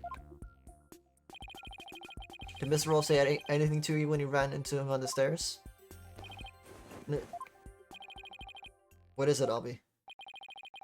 I have no idea why, but he asked me a strange question. Did you steal it? He said. What? I'm sorry. I'm sorry I didn't say all this before. I didn't think anybody would believe me. A grand speech. One that confirmed my suspicions that you were the thief. Objection! But that might have been just a victim's misunderstanding. Where there's smoke, there's fire, as they say. The victim must have had a good reason to be suspicious of the accused. Why does every new piece of information have to seem so incriminating? Shadow. What do I do? Shadow.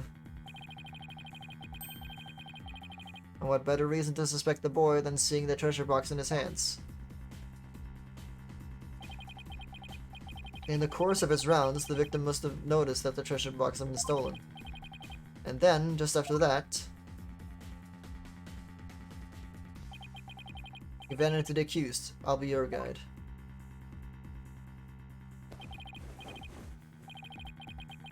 That's not what happened. Therefore, the one who stole the treasure and killed the victim can be none other than the accused.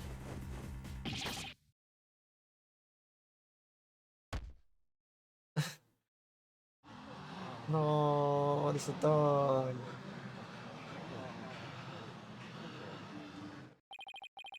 What now? Oh. Hey, Shadow, down boy. Well, what do we have here? I'm sorry about this. This is my dog, Shadow.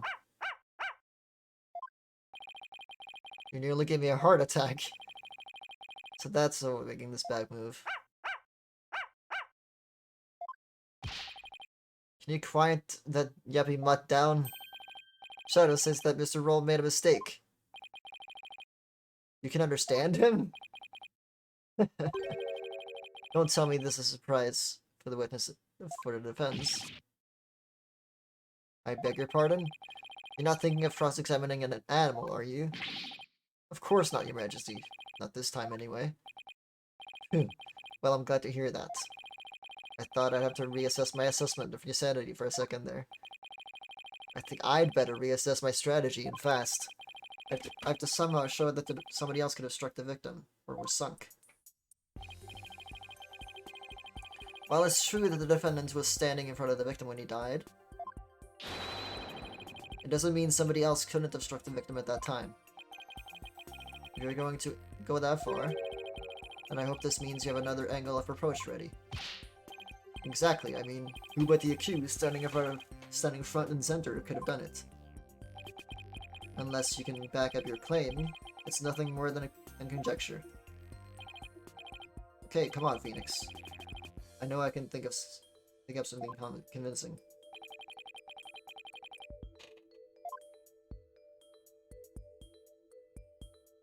Take that! With the defendant standing in front of the victim, isn't it possible that the victim could have been struck from behind? From behind, you say? I see. Yes, I suppose it's not outside the realm of possibility. Good, now at least I have some breathing room. But who do you suppose it could have been? Oh, the true culprit, naturally. The one who actually committed the theft and murder. The true culprit? And I suppose you have a true timeline of events to along with that? I should have known I'd have to explain everything. Alright, if we assume the true culprit struck the victim from behind, then that means...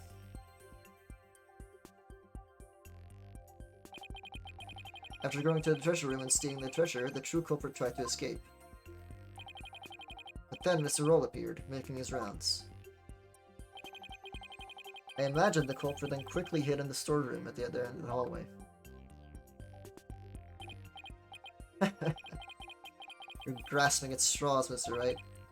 Admit it, you have nothing but baseless conjecture. I'm going to look for something to base it on right now. Albie?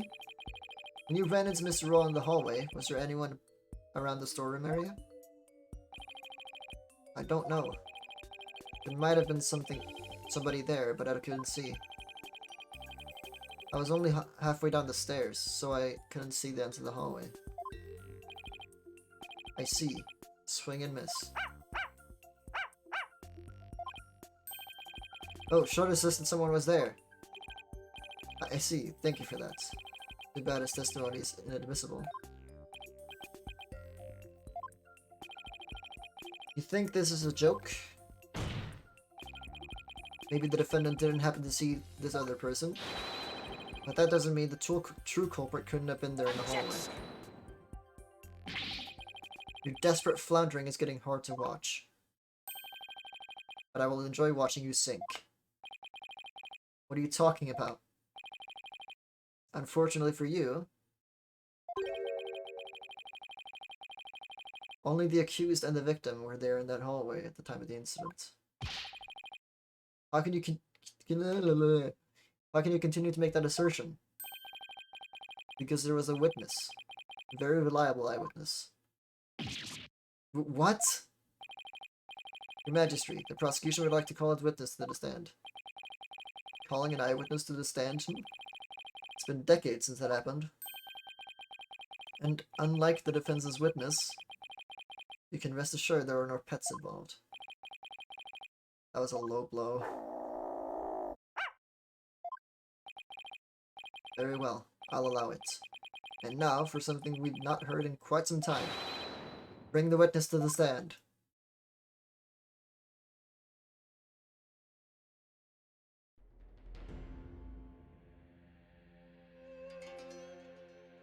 That's him.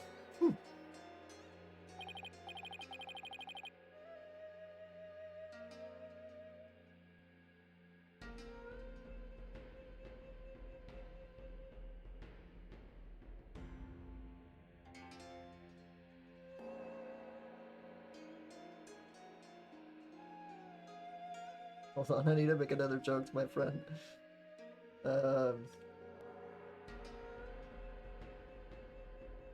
What's another good name for Banjo and Katsui?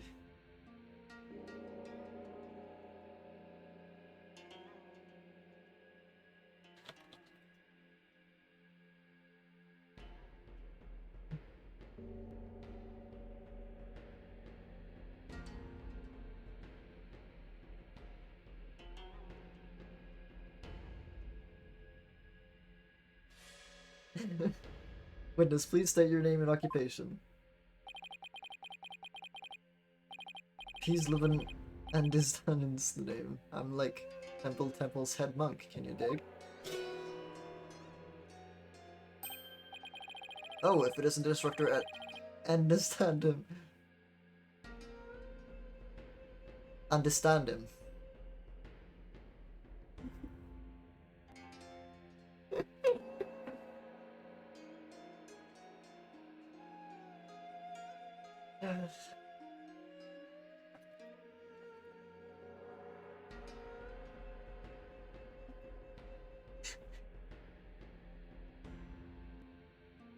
Hold on, I need another one. Okay, what can I? It said Lute and Piccolo.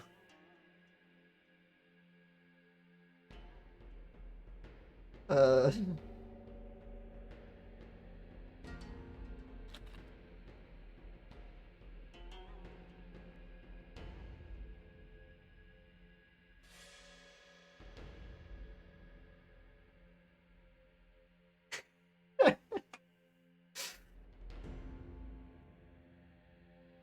Oh, if it isn't instructor, I understand it. You're the eyewitness? Instructor? Not only is Mr. Understand and Temple's head monk.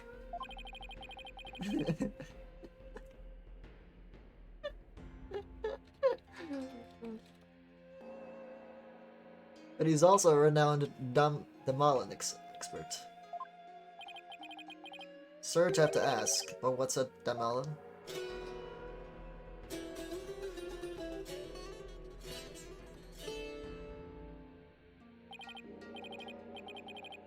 Check it. Here she is, my sweet serenader. My one and only. Groovy, right?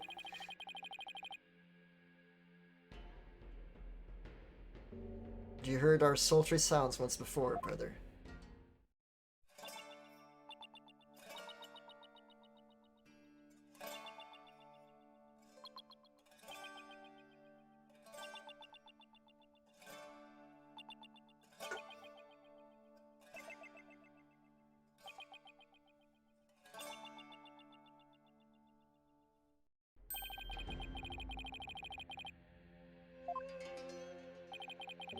Right on, brother. A song of ceremony.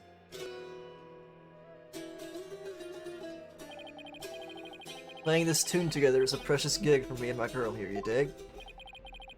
The song of ceremony. The song that was playing at the time of the murder. Ooh! Oh, Holy Mother. May the righteous sounds of my Damalan serve as my offering to you.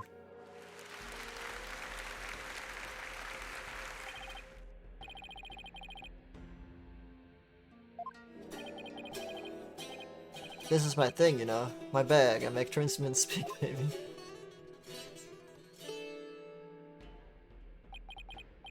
By the by, Magistrate Pops. No Damalan class today? No, I'm afraid this trial has gone into overtime. Thanks to the lawyer over there. The class the judge wanted to attend was a Damalan lesson. Well, you know what they say, baby. Never trust a lawyer, man. The transgressors against the Holy Mother have to be brought to justice. Thank you for your cooperation, Mr. Understand him. But I can't say his name. As a treasure's keeper, you must have been shocked to learn it had been stolen. Yeah, man. That was not cool. Keeping the treasure safe is one of your duties, Mr. Understand him. That's right, brother. This here's the one and only treasure box key. Ooh, that you shouldn't have said that. You should not have said that. And I keep it on me at all times, can you dig? But the sneaky thief went and cracked open that sucker anyway. Total bummer, man. So that's the key to the treasure box, is it? You know what, baby? It's called the Magatama key. And it's a historical artifact to boot. It's been passed on from head monk to head monk at the temple. The Magatama key, huh?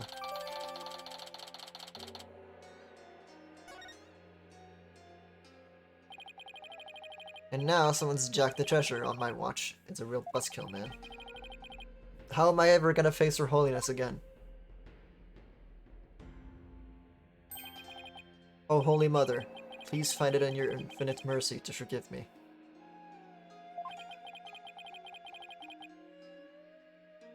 Please guide this lost and humble lamb.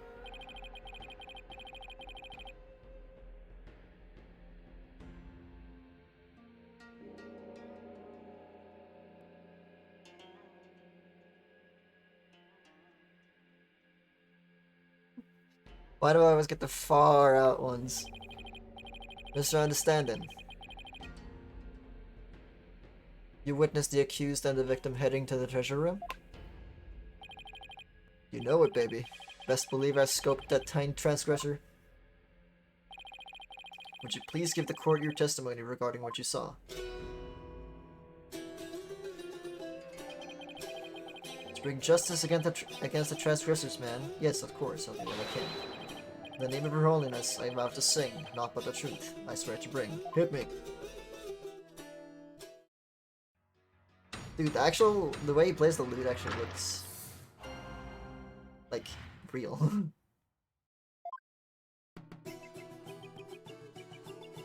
After the morning dance of devotion, to go back to my chamber, I got the notion. Don't you know my chamber's on the way? The temple's treasure room, hey, hey. Stop! Any small footsteps, I can quite clearly hear if anyone in the treasure room goes near. Avi was the only one. Avi was the only one. Before the blackouts, one other than Raw, only Albie through the treasure room did stroll.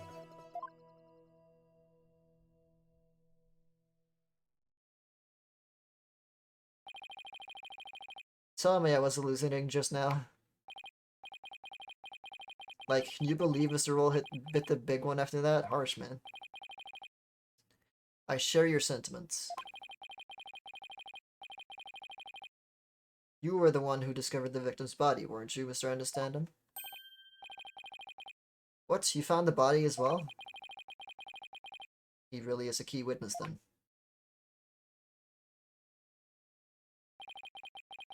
That's right, brother. After the blackout, I went to reset the breaker and give power back to the people. The circuit box is near my chamber, so I'm always the man for the job, you feel me? Hold on, I need to do something.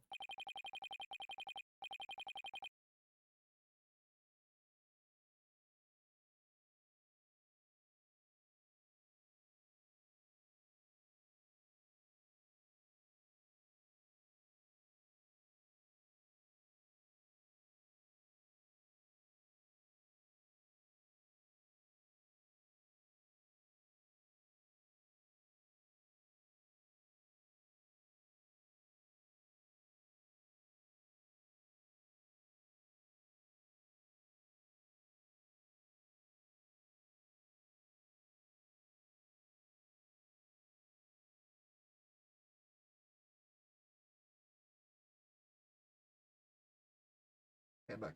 Sorry. The breakers are in the first floor hallway, in front of the storeroom. On the way, I got a whiff of something funky. Blood, man. Real harsh, my fellow mellow. I knew something wasn't kosher, so I swung... Dude, stop talking like that! And I was like, whoa, man, there's poor Mr. Roll, dead as a doornail.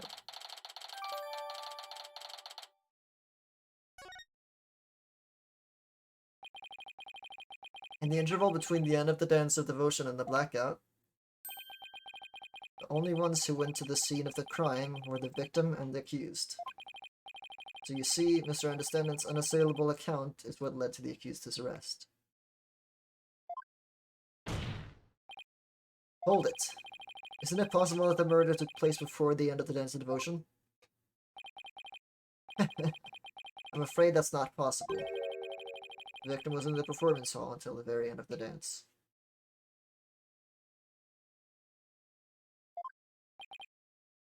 He was? Would you like some proof? How's this? A photo taken by a tourist at the morning dance of devotion.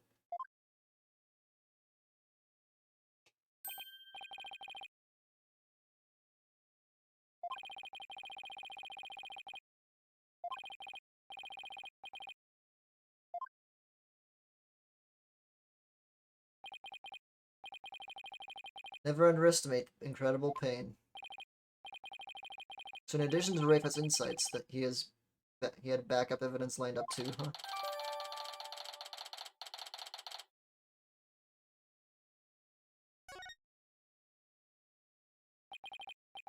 As head monk, my monks in training are like my own kids, like family. Can you dig it? I should have taught Albie better, man.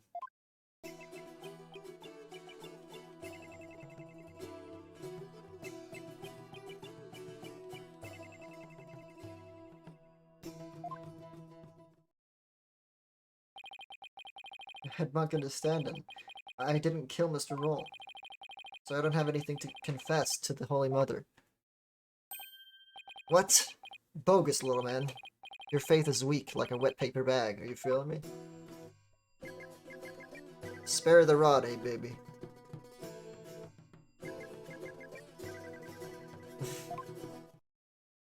Hate this guy. Her holiness is magnanimous, son. If you confess your guilt, she'll forgive you in the Twilight Realm.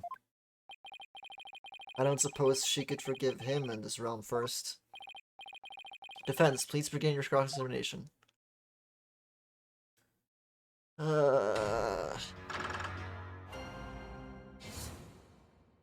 Is this entire game gonna take place in Khura'in? I'm guessing it is. After the morning dance of devotion, I go back to my chamber. I got them. Okay. Hold it!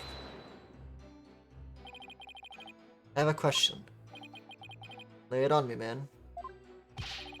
How dare you interrupt the performance of the great person? Sorry, but you know, there's something about that name I can't put my finger on. What's so funny about peas and human understanding?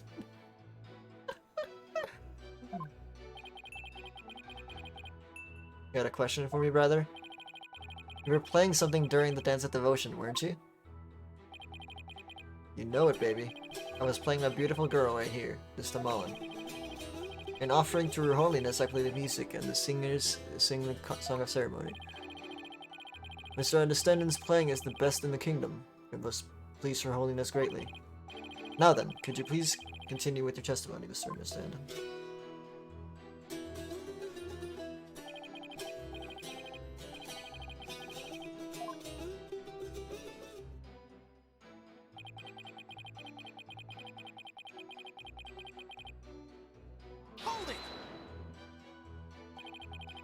Could you please point out one more time where your chamber is located?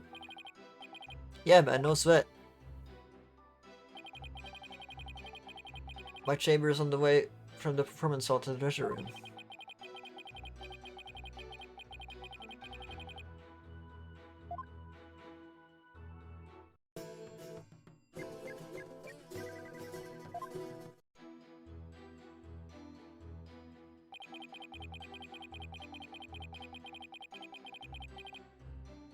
Hold it!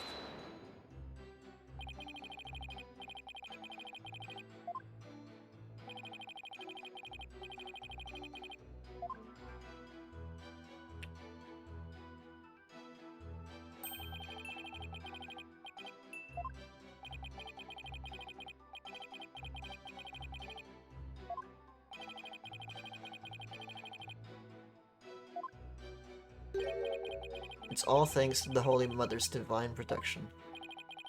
Right on, my man. I dedicate this testimony to Her Holiness. Oh wait, that was wrong.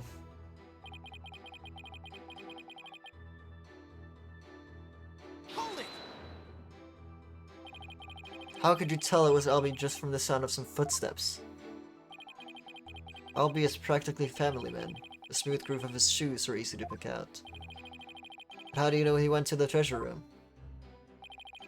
Didn't you think it was possible he went to the storeroom at the other end of the hall? No way, man. I saw him with my own 2 eyes. You saw him? In the treasure room. Yes, you can believe. My peepers peeped the sneaky sneak Albie. And tell us where. Where is it you stood when you saw the accused, if you would?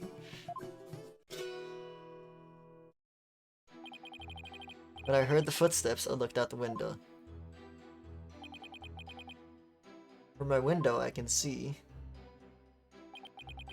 the window of the first floor hallway across the courtyard, you dig? And through that window, I saw Albie walking into the treasure room.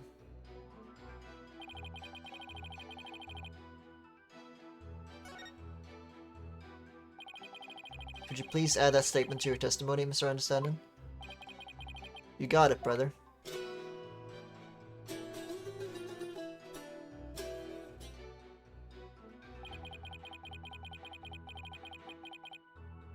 Hold it! Through the window, you say?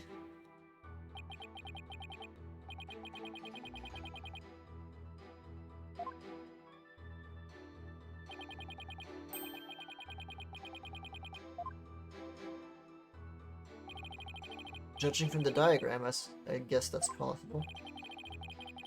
A view of the courtyard from your chamber? How nice that must be. I bet it's beautiful at this time of year. You know it, Pops. I often look out in the corridor while playing my Tamelon.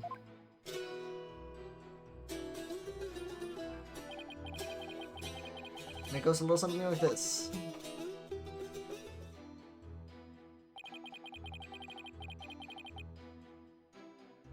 Hold it!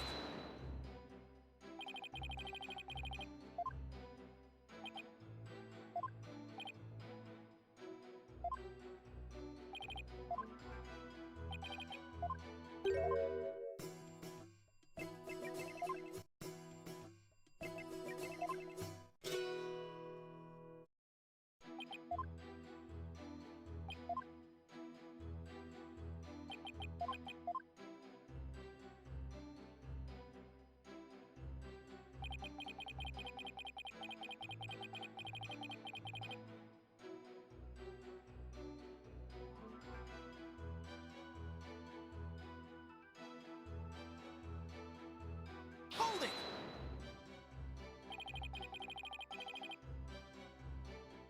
How can you be so sure that nobody else was there? Whoa, man. Your lawyers are as uptight as they say. Isn't it possible that someone else could have snuck past? The answer, my friend, is squeaky wooden floorboards, Raby. It makes such a racket not even the quietest cats could sneak by me. You dig? Yes, that makes sense. And all of that just now was simply one more of the attorney's unfounded suspicions, I see.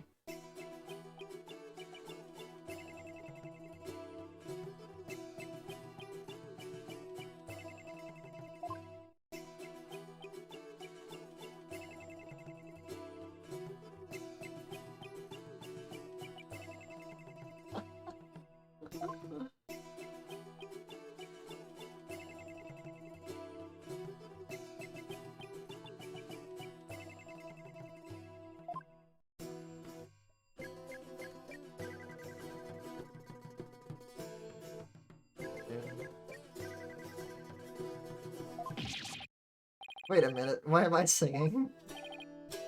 Right on, even the lawyer's joining in, baby. Everybody's starting to feel the groovy vibe of my far-out rhythm. I refuse to let him run his show. I think I found the flaw I've been looking for. And Astanin was in his chamber on the 2nd floor. There was something that definitely should have been blocking his view.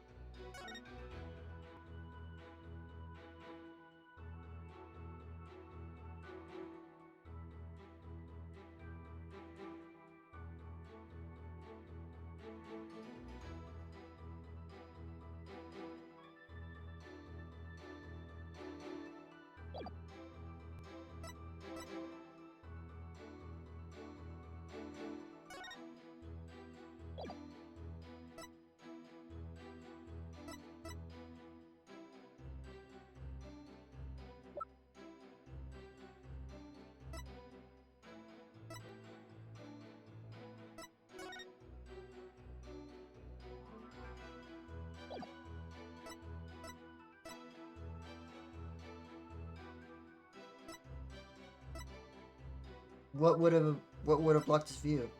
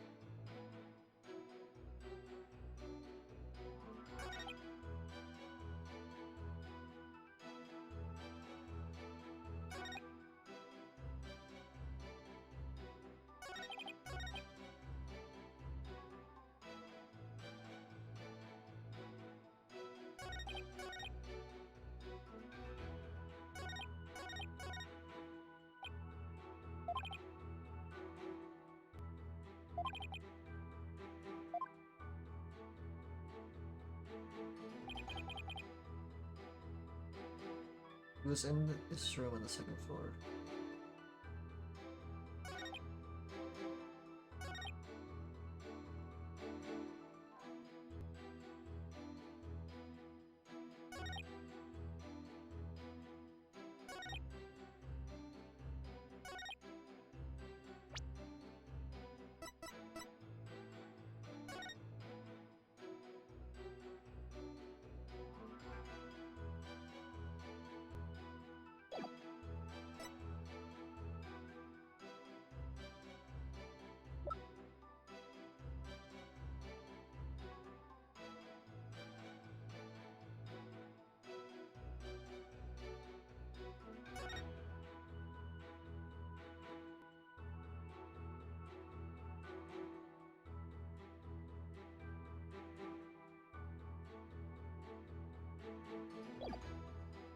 Objection! There's something off about that, Mr. Understanding. Music is off? I'm sorry you feel that way, man. Maybe this vibing cut in top of the charts where you're from. What's your poison? Orchestra? Jazz soul?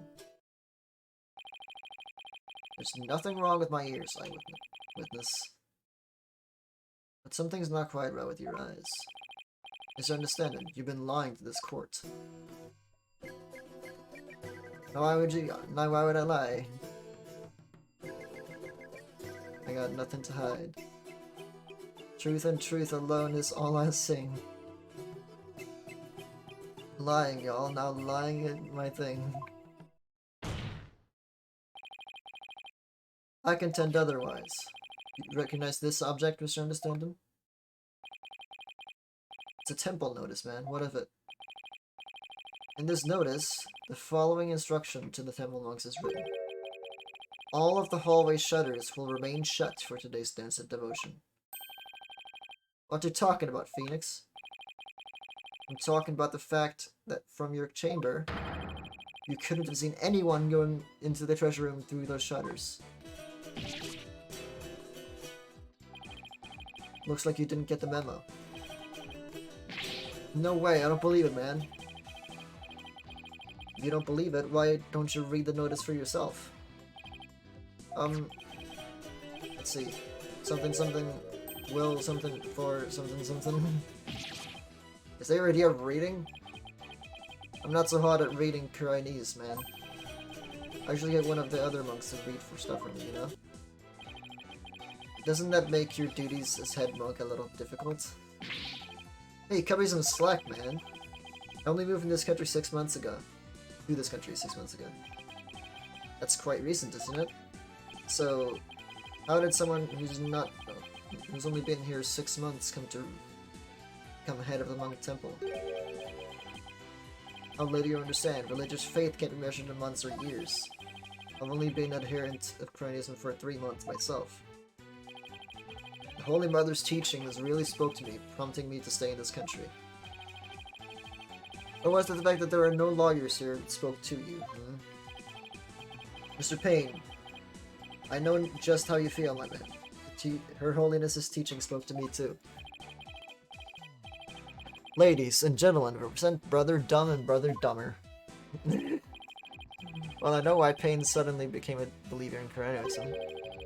But could Understanding have had ulterior motive for becoming a believer too?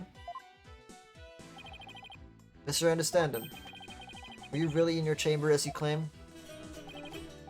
What? Hey, be chill, brother. Weren't you instead somewhere else? But Mr. Wright, what kind of nonsense are you spouting now? According to Mr. Understanding's testimony, he saw Albie with his own eyes. Therefore, is it really nonsense to suggest he could have seen Albie from somewhere else?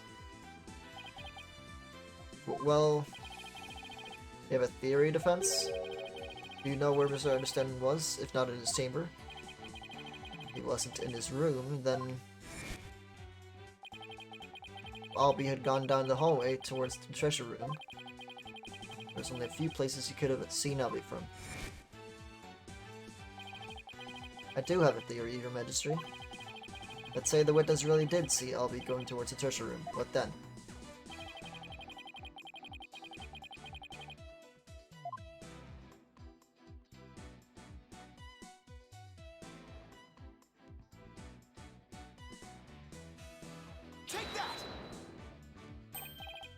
There? But you just suggested earlier that's where the true culprit might have been. True, but no matter how I look at it, this is the only place I understand it could have been. Mr. Foreign Lawyer, don't tell me. Are you accusing Mr. Understanding of being the true culprit in this case? Yes, Your Majesty. I contend there's a strong possibility this witness is the murderer.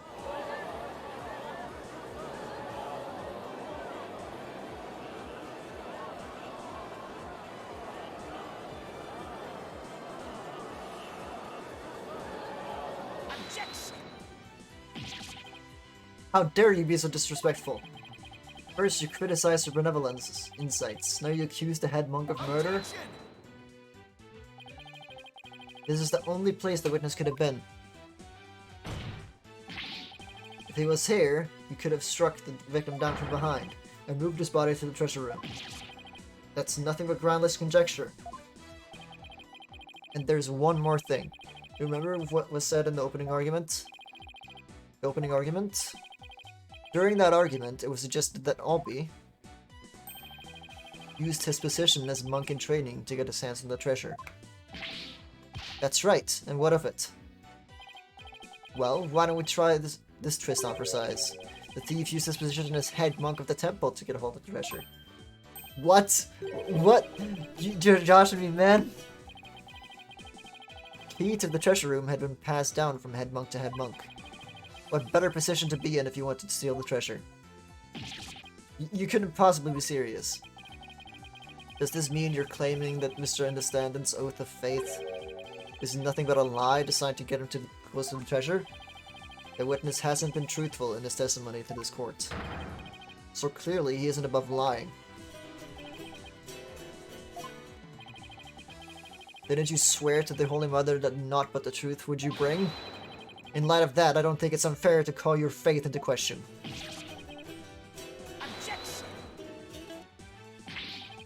This is ridiculous. There are no limits. Are there no limits to what this lawyer will say? I mean, lie is such a strong word. Maybe it was just a mistake. It was just a mistake.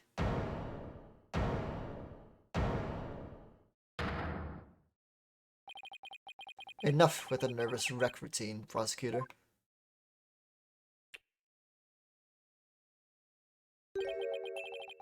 You're just embarrassing yourself, man. What? Oh, is that misunderstanding? Lawyer man, you really are the lowest of the low. You've gone and said something I can't forgive.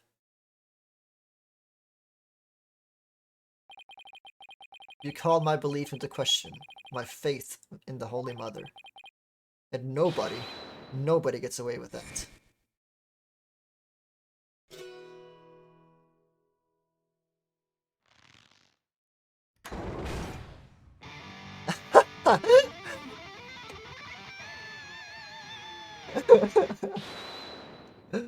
Oh my god, that's awesome.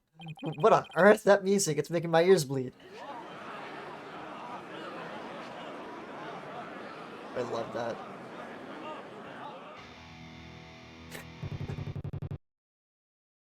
Oh my god. This is the music of my soul. Death to the lawyer.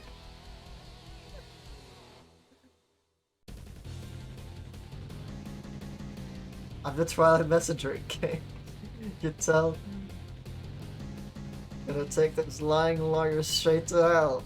Yeah. He's dripping with lies, running with Philistines. I'm gonna send lawyer to the guillotines. Okay.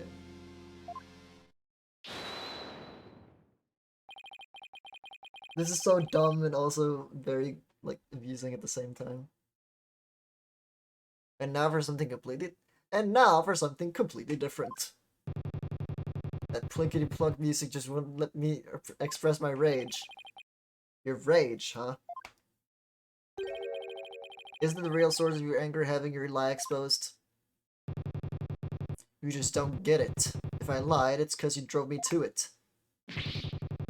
All sniffing around is suspicious and throwing us false accusations. Sorry, but as a lawyer, I'm afraid that's my job. Yeah, well, lawyers are crap. Keep making noise and I'll have to use my partner here on you. I'm the one making noise? Hey, so you want to know the truth, huh? Think you can handle the truth, do ya? Fine. Let's see you try. Feel the heat of my brutal beat.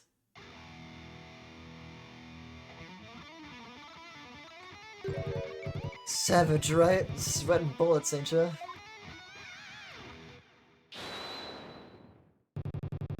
The screams of my soul are gonna make a mosh pit out of the peanut gallery. Did he really just win the court over with that performance? Yo, geezer! I got something to testify. Get ready for the howling of my soul. I call this chart topper soul screaming truth.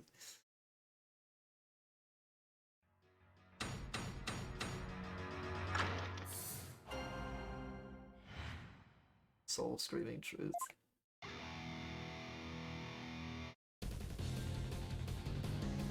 The priestess's dance come to an end. In the music storeroom, my way I didn't wend.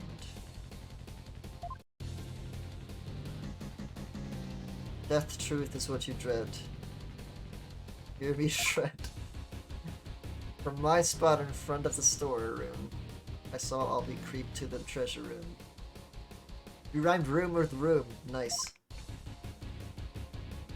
Trailing from behind, on the scent, I saw a pot roll. After Albie went.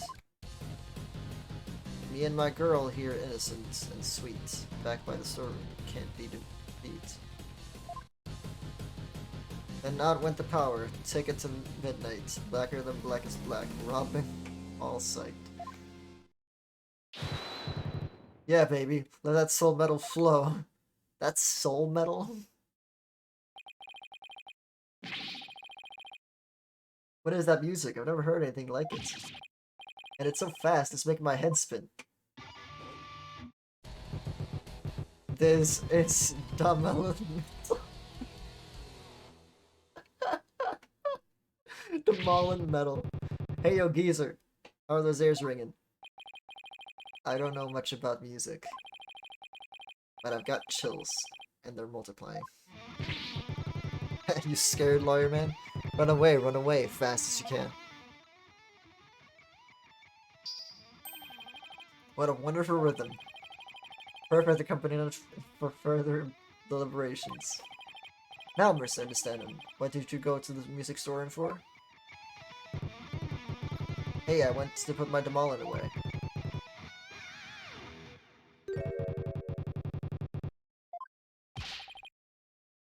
But then why did you lie before? Because you'd send me to hell. Huh? We all know about lawyers and their lying, lawyery ways. Am I right, people? If I admitted I went to the storeroom, he'd have drummed up a false charge on me.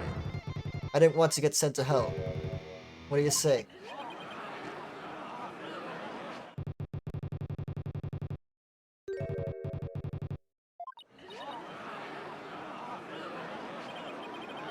Is it too much to ask for a low-key trial? Now, are you punks ready to rock or what?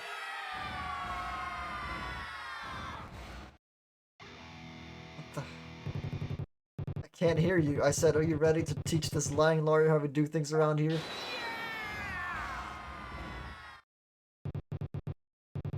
Alright, then I'm gonna lay it on you one more time. The screaming truth of my soul.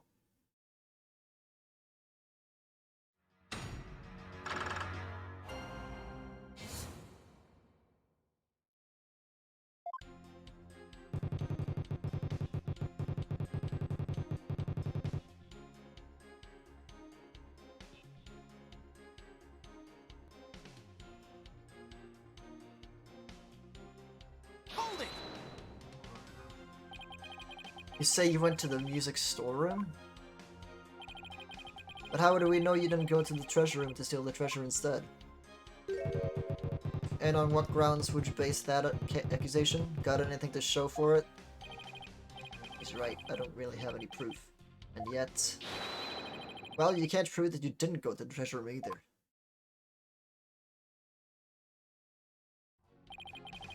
You stole the treasure and were ready to make your getaway when you saw Mr. Roll.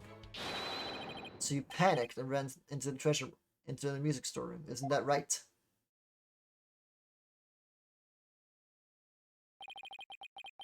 Why do I feel like I'm being stabbed by icy stares from every direction? The silence is your answer, lawyer man. This audience knows the score. Just what we needed. A moment of silence to bid this lawyer's baseless claim goodbye.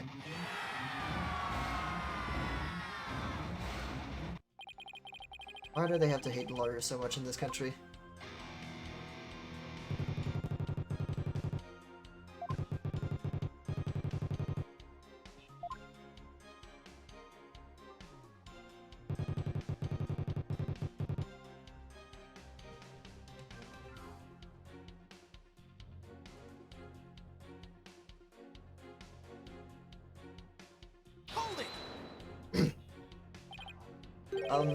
So what exactly do you mean by death truth? It's the blade of truth that's gonna send your lawyer's soul to hell. A sea of blood will be the last thing you ever see. We're not sure I want to get what he's saying. I don't expect a bobblehead like you to understand. Either you get it and you feel it, or you don't. Simple as that.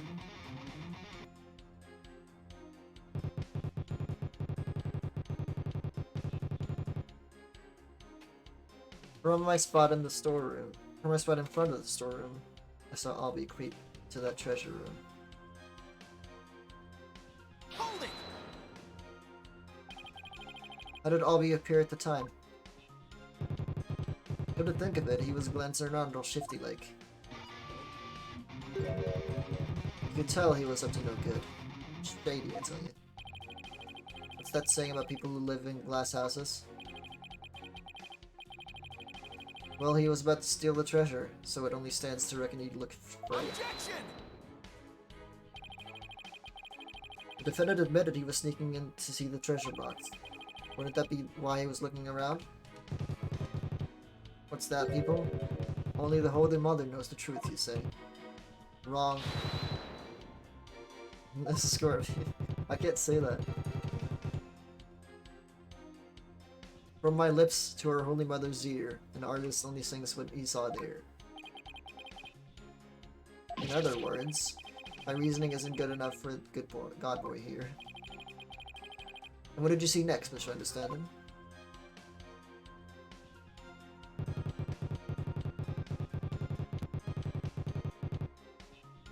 And trailing from behind, hound on the scent, a soft pot roll after all he went. That's contradiction right there.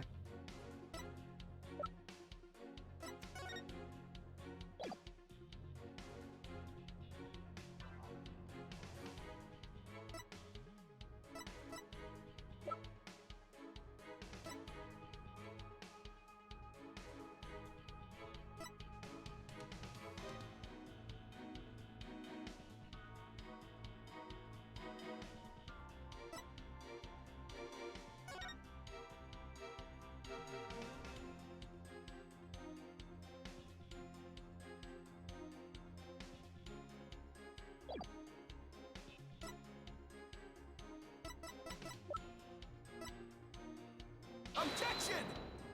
Oh, that's my first penalty right there.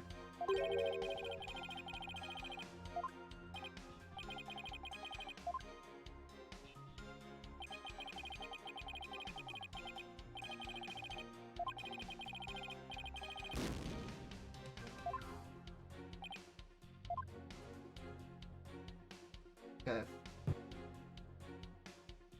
If he went after Albie, then he would be... That right there is the dumb statement, but I don't know how to disprove it. Hold it! Something tells me this is going to be spectacular waste of time, but what do you mean by hound on the scent? What? You don't get it? It's always the same, y'all. Lyrics question without mercy. The more famous the song, the greater controversy. It wasn't your lyrical sense I was questioning. I say hound on the scent like a hunting dog, because, you know, roll as a guard, and... Uh-oh, here we go. The inspiration came to me, and suddenly, like a flash, and... Hold it!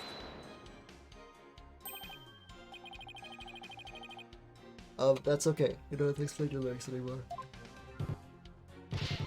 Hey, you're the one who asked. Maybe I shouldn't have asked. Mr. Understanding, you're still on the stand, so please stick to your testimony. You can explain your lyrics to me later in the Damalin class. Fine, have it your way, geezer. The show must go on. Slash and thrash. Dude, I hate this guy.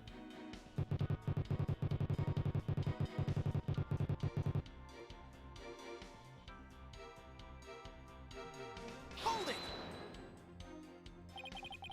What exactly were you doing in the music storeroom?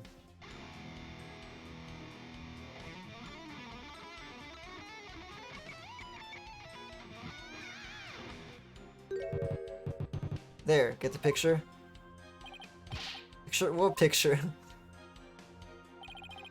Mr. Understanding is requesting that you not asking the same thing over and over. Hey geezer, you got it out. You got in on one. Take a bow, baby. How the heck did I understand that? What was I doing in the music storeroom, you ask? I already told you. I was taking care of my partner in crime here, ready to put her away. Let's see, would you believe it? Then out went the power. Took it to midnight. Blacker than blackest black, Robin all slate. Hold it! Where were you when the power outage occurred? Like I said, I was in the music storeroom. My girl had been sounding a little off, so I had to get her back in tune. Isn't it true that you were actually in the hallway at that time? The hallway, you say? Why would I be in the hallway? You were waiting for Mr. Roll to come back from his patrol of the treasure room. Now that he discovered that the treasure had been stolen, you were going to kill him.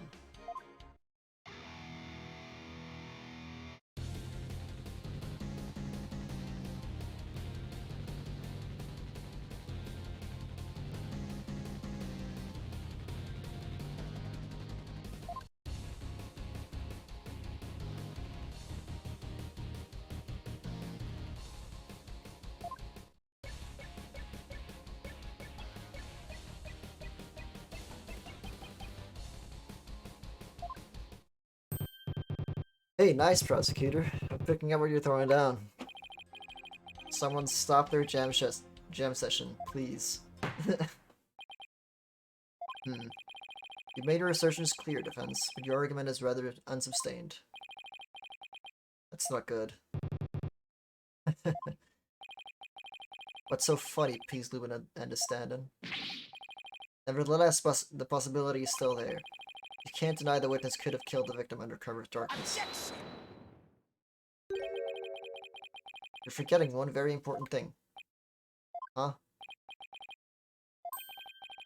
It seems you've forgotten that the outage happened by chance, not design.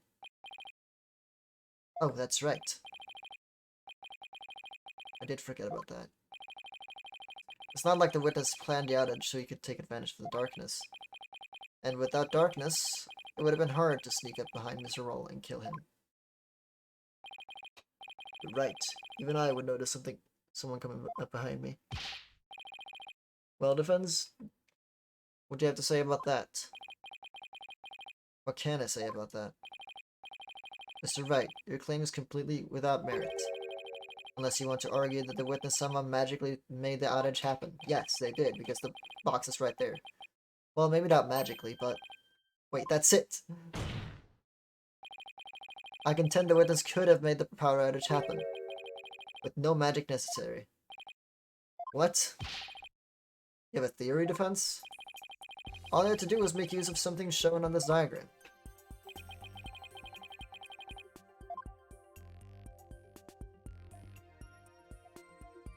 Come on. Take that! The witness was in the storeroom. The circuit box is on the storeroom end of the hallway. There's nothing really magical about turning off the breaker, wouldn't you say?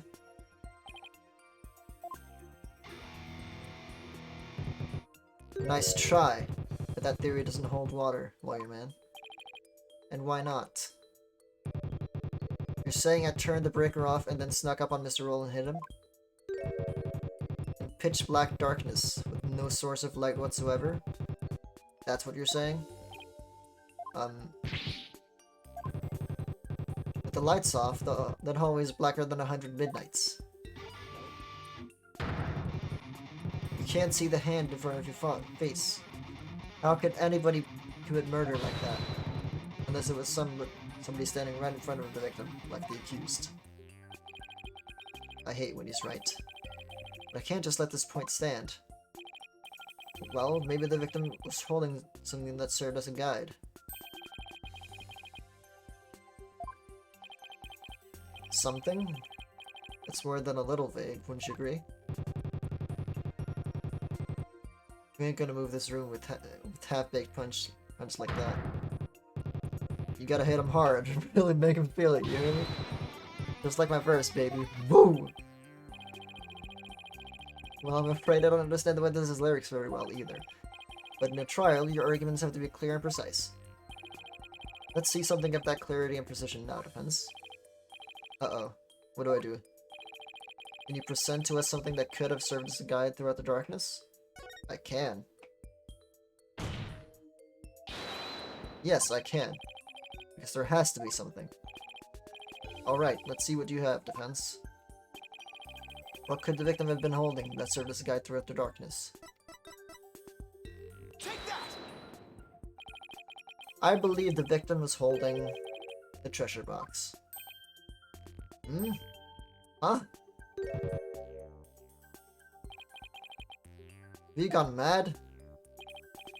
Well, the box glows in the dark, so you could use it as a sort of beacon. Well, I guess you're right. But why in the world would a victim be holding the treasure box? Oh, well, because your guess is as good as mine.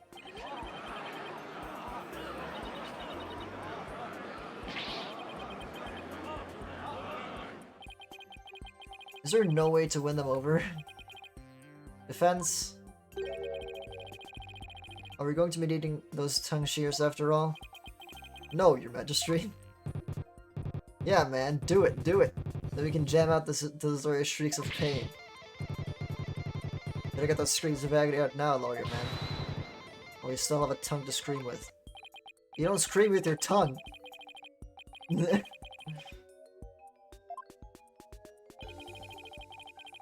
As to why the victim was holding the treasure box, it can easily be explained as thus. Brain, don't fail me now. What reason could the victim possibly have to be holding the treasure box? The victim was holding the treasure box because he was...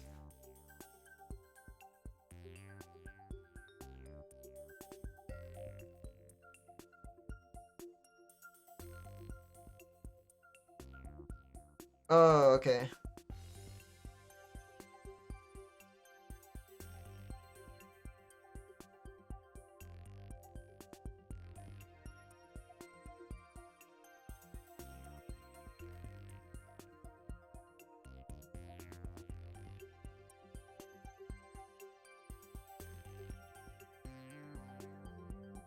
The one I'm betting on is the thief.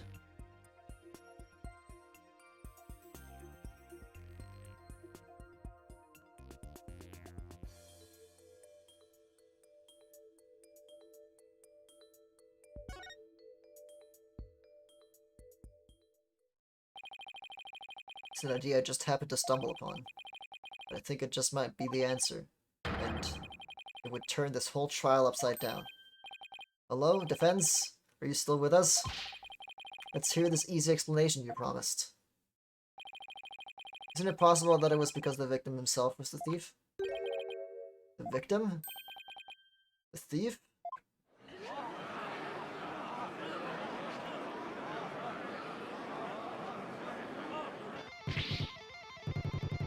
What kind of bull are you spewing now? Your Majesty, this guy's off his rocker.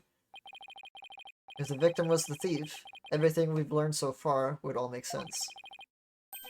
It would give us a completely new way to interpret the victim's actions.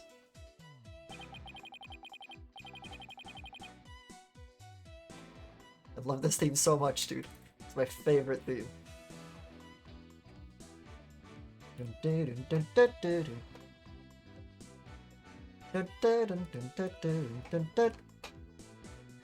Yeah.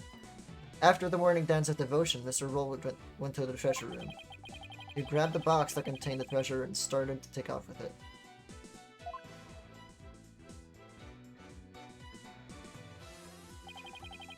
But then he ran into Albie on the Great Stairs.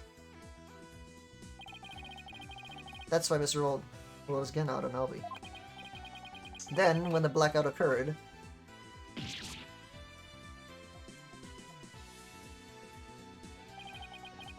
Mr. Roll was bludgeoned to death in the darkness. This explanation why the victim would be holding the glowing treasure in the box in the dark. No, this explains why the victim would be holding the glowing treasure box in the dark.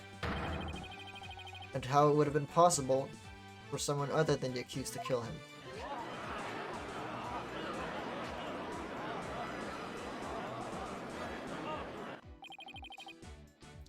Do you have any idea what you're saying? You're unbelievable, lawyer man. I think you've lost it. That's the craziest thing I've ever heard. Roll trying to roll the temple? That devout believer? That pious Koreanist? I won't allow you to disparage the victim's departed soul with unfounded allegations. I hope you're prepared to back up your claim. Of course, Your Majesty. Oh, really? In that case, can we assume you have proof? Uh-oh. Proof, huh? Do you have any proof? But I can't back down now. Yes, I have proof. In my dreams. The proof that Mr. Roll was the thief may have been left behind on a certain piece of evidence. Very well. Let's see your evidence and be ready to stand behind it. Footprints, fingerprints, I'll take anything at this point. I need proof, something that would have been involved with the theft. But that might still have some trace evidence left on it. What proof do you have that the victim might have been the thief?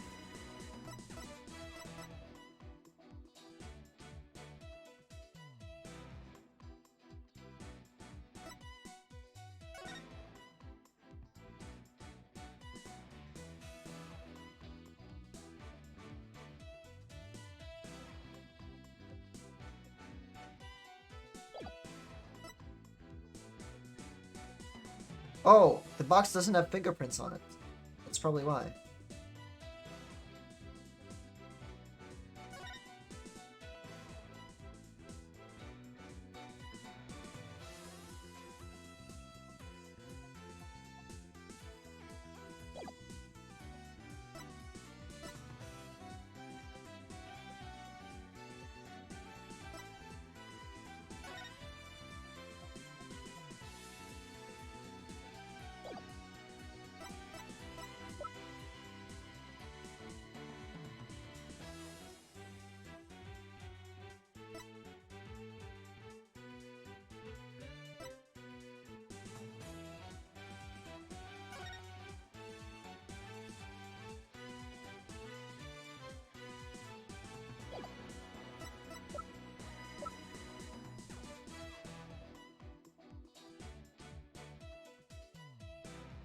Okay, so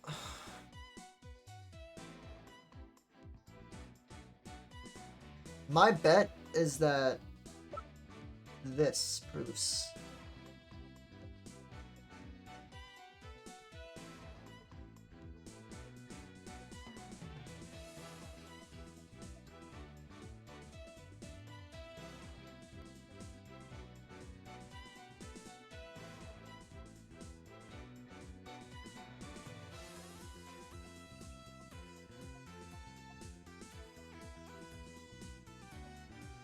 I'm not sure, actually.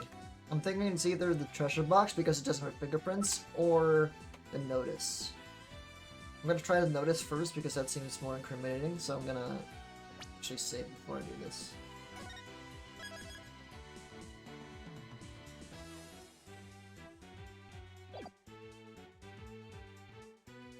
Take that!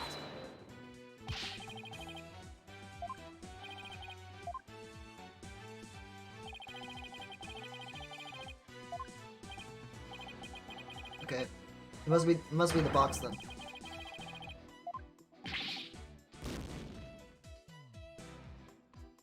Dude, no peoples at all. Okay, don't overthink this, Phoenix.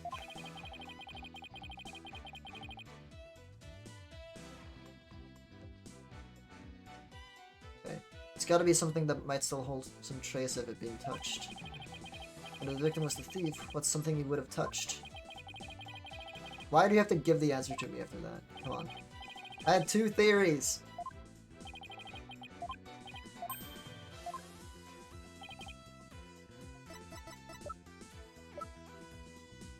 Take that! It must be the key then, right?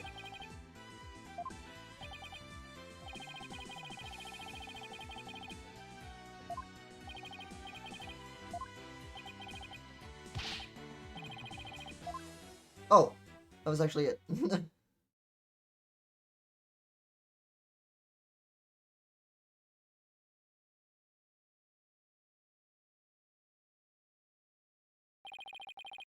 There you are, defense. You're free to examine it. If I don't find something now, my entire argument up to this point will be blown. Plus, there's that little matter of the old tongue shears. I have to find something. I just have to. Now, so make sure to remember how to do this. I I can rotate evidence by sliding touchscreen. I can zoom in and out with the slider on the left too. If I ever get too turned around, I can always touch reset to return things to its initial state. Better search every inch of this box carefully, and to touch anything of interest to check it out in detail.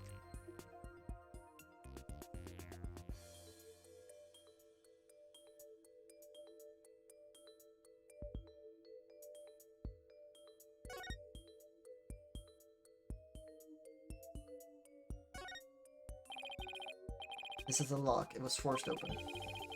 I don't really see anything else of note about it.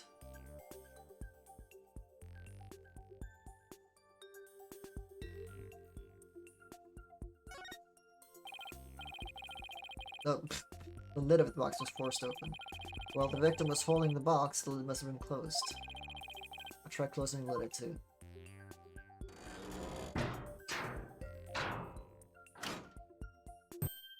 Hey! What? You son of a... You locked it! So? What's the big deal?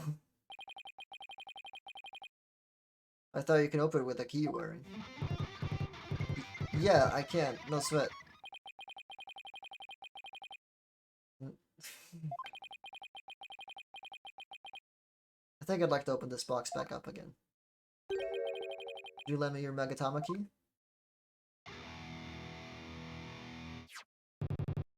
Sure. Okay, let's see. Where's the keyhole? Well, it's the Magatama key. So wouldn't it go in the hole above the Magatama mark?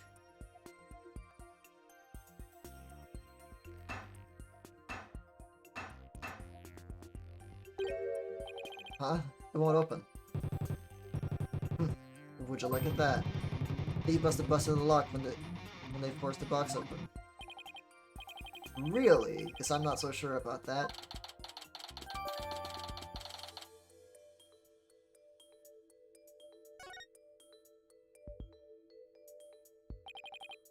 In any case, I'd better take another good look.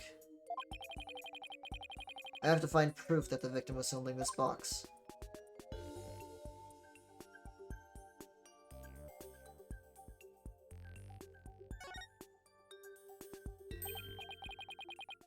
This bloodstain. It shows the outline of a hand. Could this be what I'm looking for? Your Majesty, take a look at this. There's a bloodstain here that outlines the shape of a hand. Really? Let me see. Oh my, you're right. Now I'm getting somewhere. I believe the bloodstain is an outline of the victim's hand as he was holding the box. Even as he was being struck, he held on tight the precious treasure box. After all, he'd gone through a lot of trouble to steal it. The blood from his head wound splattered across his hand and onto the box. Your Majesty, don't let yourself be taken in. It's just more of his lawyerly deceit. What do you mean? Mr. Wright, where is your proof that outline is instead of the victim's hand? What? I should have seen this coming.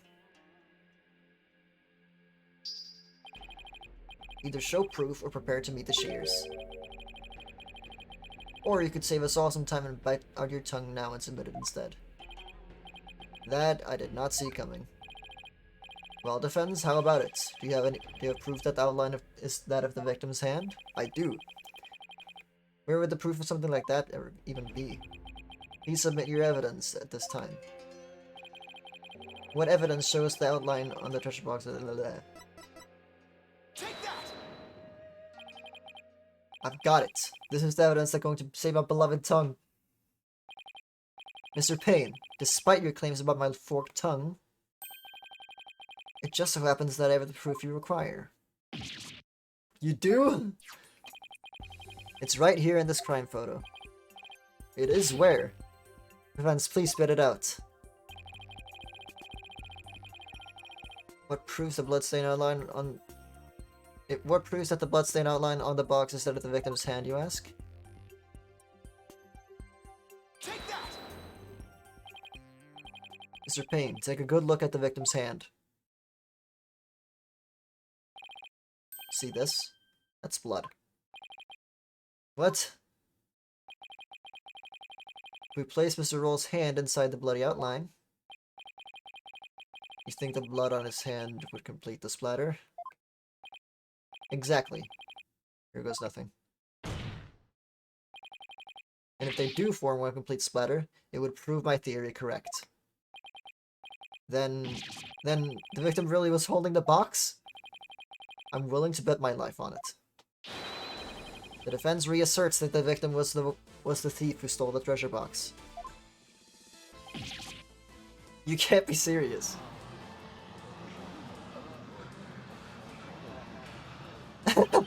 Wait, it's a wig! It's a wig! Oh my god, it's a wig!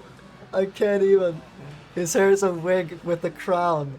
Oh, that's so funny. I protest. There's no way that would ever match up. I assert that it's patently impossible for... Ow! Talk about tongue karma. Sounds like he just bit his. What's the matter, Mr. Payne?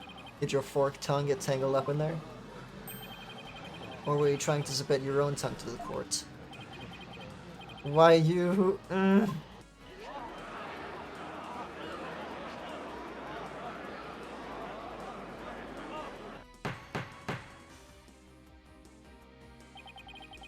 I can hardly believe it. Apparently not everything out of the defense's mouth is a bluff. Of course not, Your Majesty. This tongue doesn't lie. And I'd like to continue to use my tongue in the future too, if you wouldn't mind. He never has to know it really was a bluff. But it wasn't! It really wasn't! No, not Mr. Roll. I can't believe it. I'm sorry, Albie. I know it's upsetting news. He must have needed the money badly, probably to support his family. After all, he even gave up his dream of becoming a monk to help them. Oh, so that thing Mr. Roll would say to me? Albie, you train hard and make sure you become a monk one day. Don't end up like me, he'd say.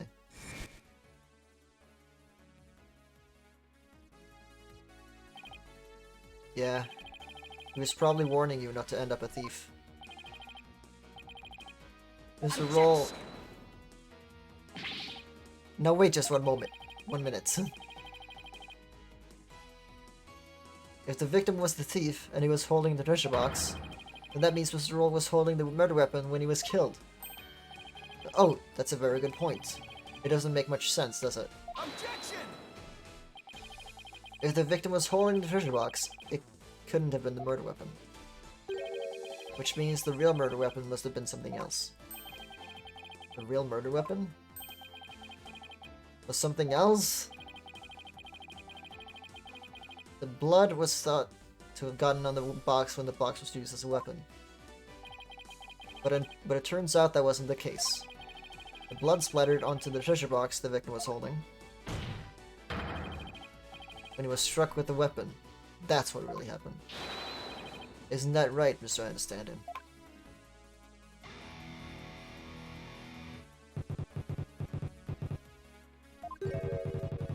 Are you insinuating I'm the one who used this real weapon? Are you saying I'm wrong in my understanding? You got me riled up, lawyer man. I feel a song coming on.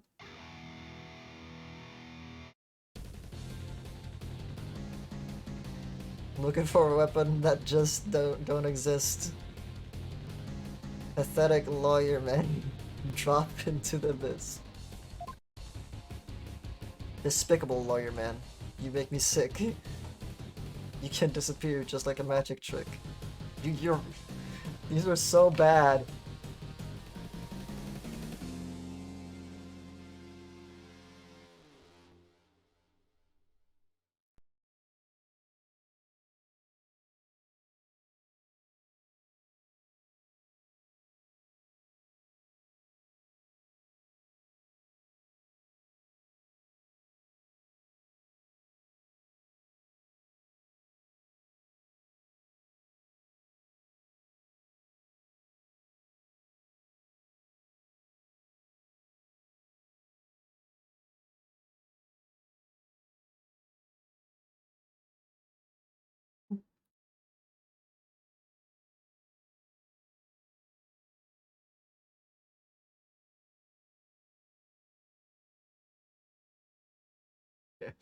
Worthless lawyer man, be done by a weapon. For you, Mr. Hold on.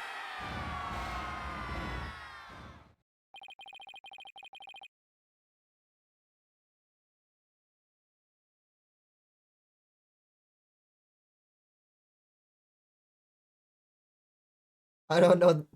I know I don't need to remind you, defense, that your life is on the line. I know, your majesty. Yet you're prepared to risk it on this mere idea of a real murder weapon? Death to the lawyer.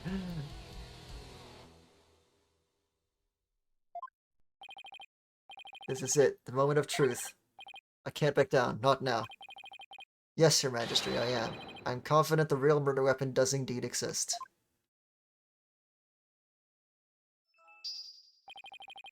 That's a bold claim, Mr. Wright. Now let's see you back it up. Show us which piece of evidence points to this real murder weapon. Gladly. If I knew which one it was. What would somebody like Anderson use to bludgeon someone? Now then, defense, please submit your evidence to the court.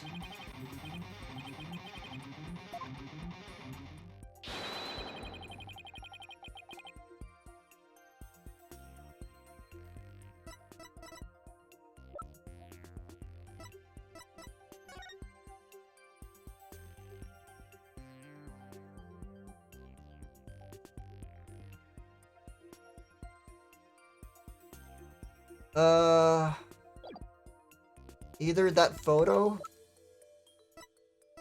or this thing.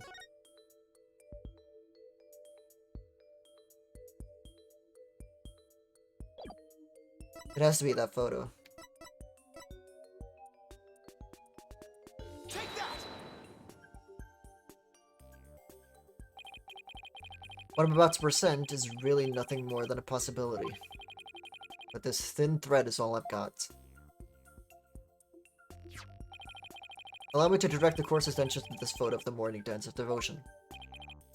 That photo? How is that going to help you, Mr. Wright? There's something about it that doesn't sit right with me. Oh yeah? And what's this something, hmm? This thing here is odd, to say the least. Take that! Mr. Understanding, why is the instrument you're holding different from the one you're playing in the photo?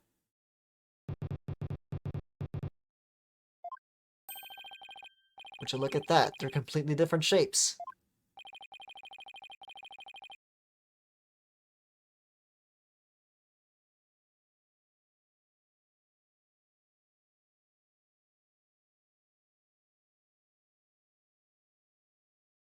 I believe you said your Damalin was your one and only? Well, Mr. Understanding, what did you have to say to that? I got nothing to say. Then allow me to answer for you. They're different because the one in the photo is no longer in playable condition.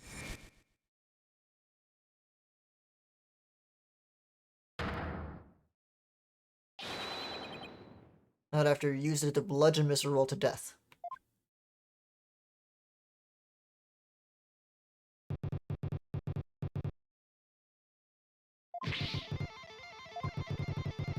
My old partner wasn't doing so hot, so I brought her sister along.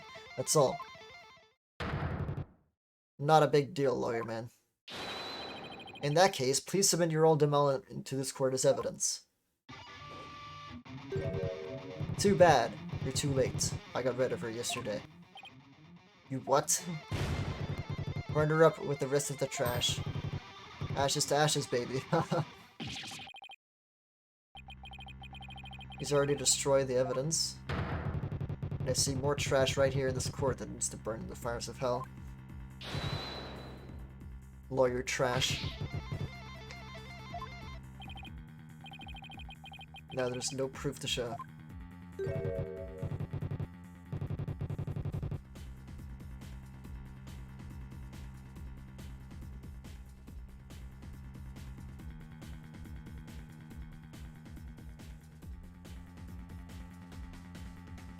Oh, come on. That was pathetic. Your agony can sound better than that. Where's that? What the hell? That's not how it would sound if he did that. I think I've heard enough. It seems the defense is unable to produce the evidence it needs to prove its assertion. But, Your Majesty, that's only because the witness destroyed it. Evidence is everything in court. Don't tell me you've forgotten this most fundamental principle of our profession. Without sufficient proof, your claim that Mr. Understanding is the murderer is no more than conjecture.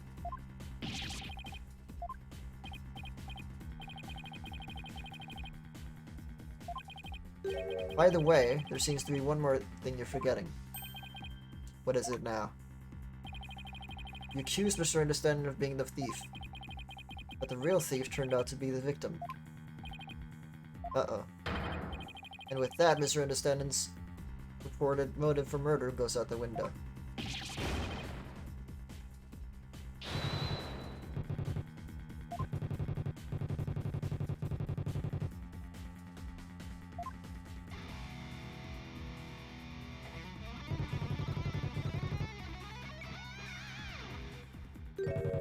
That's actually true. Why did he kill him? To get the treasure himself.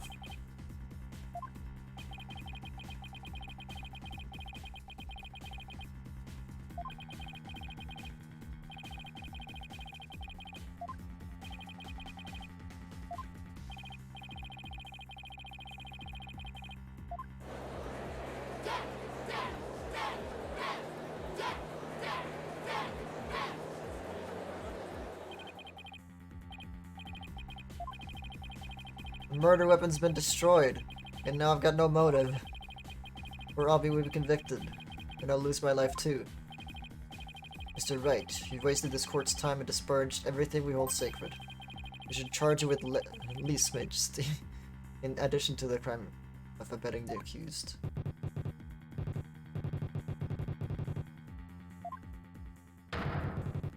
Bye-bye, lawyer man. Time for you to do some repenting in the Twilight Realm.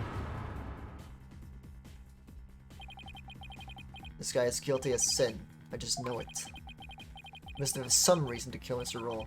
But what? Come on, people. Let me hear you scream and shout. Time to take this lawyer trash out.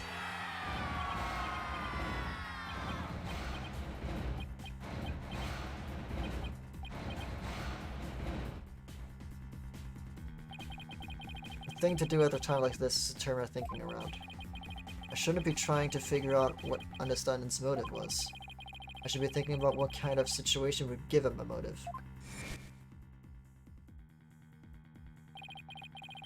Did you steal it? He said. We know that Mr. Roll was the thief, and that he had gotten his hands on the box. So then, why...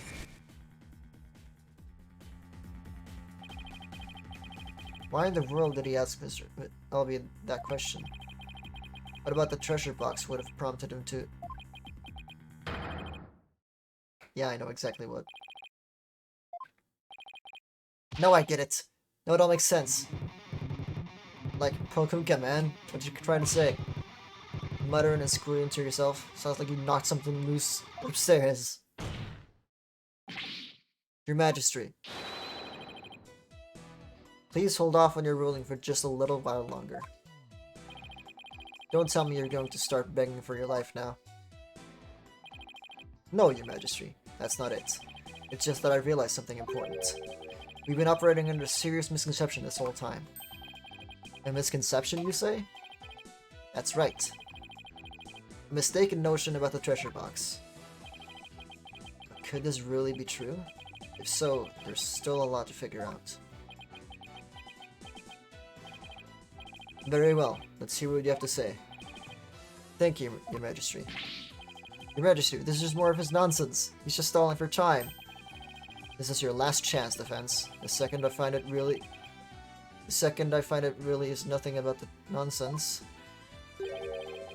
No amount of begging will stay my hand. Understand? Yes, Your Honor. Your Majesty. The fact that he says Your Majesty just puts me off so much. Please say Your Honor instead. We all know this is just going to be another one of your stupid bluffs. Now then, defense, what is this misconception you mentioned? The thing we didn't realize about the treasure box was that...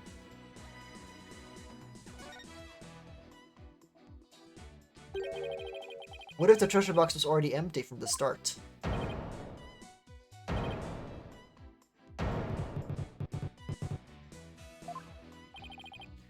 Please recall that when Mr. Roll ran into Albie on the Great Stairs, he asked the boy a question. Did you steal it? He said. Also recall that Mr. Roll was holding the treasure box at the time. So why then did he ask Albie the question that he did? That is a bit peculiar, isn't it? Not at all, Your Majesty. Not once you realize that, by the time Mr. Roll got to the treasure room, the box was already empty. I beg your pardon? Mr. Roll suspected that Albie had gotten to it first, which is why he confronted Albie when he ran into the boy on the stairs. But how would the victim have known the treasure box was empty? He didn't have any way of opening it. Once a year, the victim had the duty of carrying the treasure box to the palace. He was so proud when he was put in charge of guarding the treasure box. He even got to carry the box to the palace for New Year's Rite.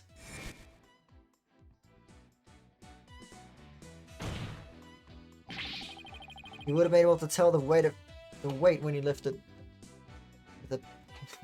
it that the box was empty. Ah, I see. Yes, I suppose he would have been able to tell, wouldn't he? Mr. Roll most likely decided to at least steal the empty box.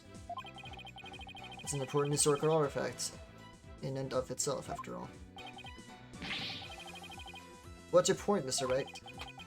What does any of this have to do with Mr. Understanding? My point is this. It gave Mr. Understanding a motive to murder the victim. A motive? Mr. Understanding, keeping the treasure safe is one of your duties, isn't it? So if anyone had found out that the treasure was missing, you would have been accused of incompetence.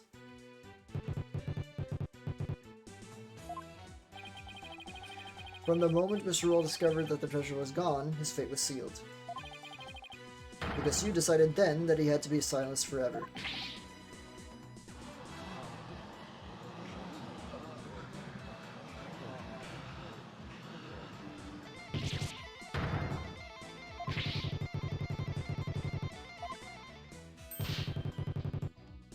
This is all just a colossal joke. So then, what really happened to the treasure? It had been stolen long before this incident occurred. By Mr. Peasley Understanding himself.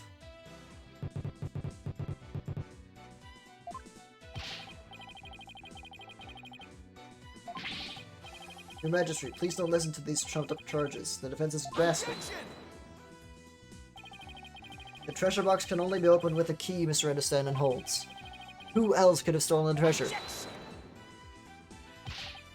As I said, the accused stole the treasure by forcing open the box. Your Majesty, I call for a swift ruling. I'm not ready to give my verdict yet. What? The defense has successfully presented a new possibility in this case. Yes, finally, a tiny shred of hope. Mr. Understanding, would you care to make my statements in response to the defense's claims? Make any statements.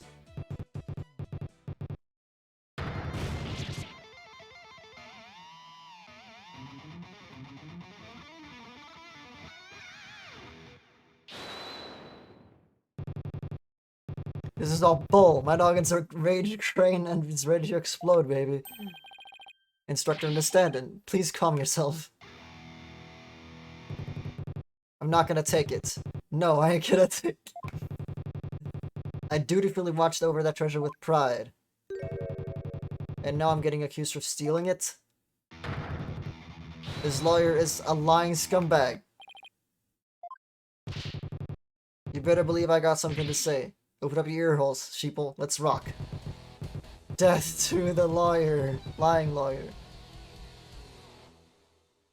If I'm lying, prove it.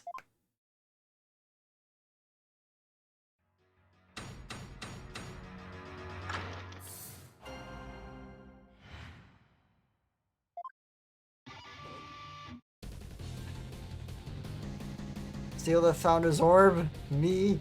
I did it? This lying lawyer's insults no limit. All this time I guarded the orb faithfully. Sacred duty to the Holy Mother. Easy to see. Hands unclean, the keys did the deed. Force the box open, no key do you need. Lying lawyer, condemn him to the hell. Kick him, throw him into a prison cell. Yeah.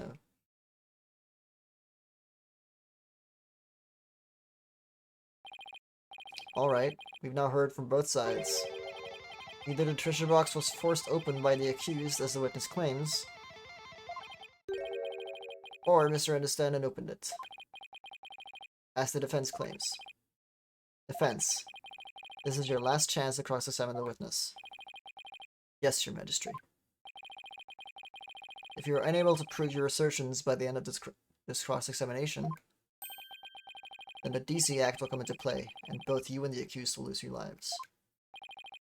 I understand. Mr. Wright. Don't worry, Albie. I'm here to defend you. I promise it'll be alright. Thank you. I believe in you, Mr. Wright. I know you can win this for us. And after we win, we can go see Miss Maya. Together. It's a deal. He's so cute. Stop it. Okay. I can't let Albie down. I have to win this. I have to win this trial. Somehow, I have to prove that only understanding could have stolen the treasure. Do your worst, lawyer trash. This is your requiem. The last song you'll ever hear on this mortal coil.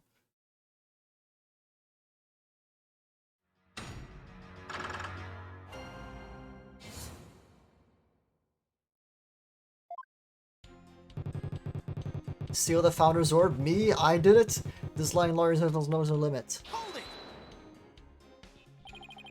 But the argument that the orb was already gone before the murder fits all the facts. It's no use even talking to you. Where's your proof that I stole the orb? Huh, lawyer trash? He's right. I don't have any proof. Yet. But I'll find some. All this time I guarded the orb faithfully. Sacred duty to the Holy Mother. Easy to see. Your sacred duty, huh?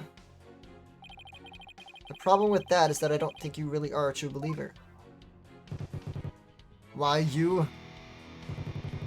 How dare you question my faith? It's downright insulting. I'm not trying to insult you, but I can't suspend logic either. You wormed your way into the temple with the intent of stealing the treasure, didn't you? I've had all the insults I can take out of you, lawyer trash. But you're the only one who can open the treasure box. You just keep on arguing the same old lie. I sing the truth. Hear my battle cry.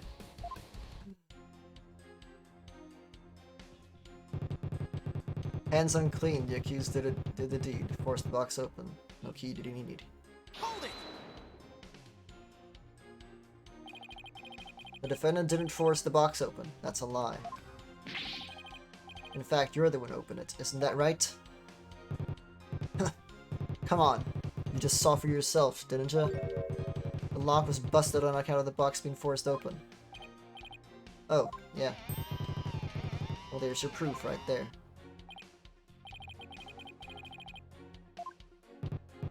Look, if the accused really didn't try to force his way into the box,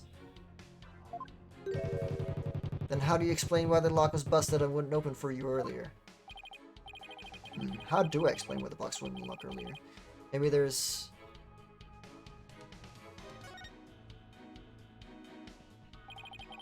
I'd like to suggest that a different key is required to open it. A different key? To open the box? As we saw earlier, the box worded open with the Mr. Understanding's key. Which means that a different key, the true key, must exist.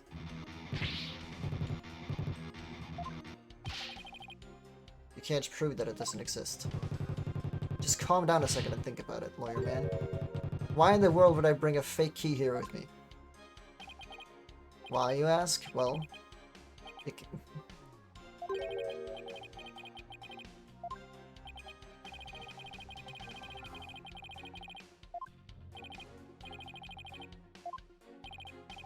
Witness, please continue with your testimony. I should press that one again, actually.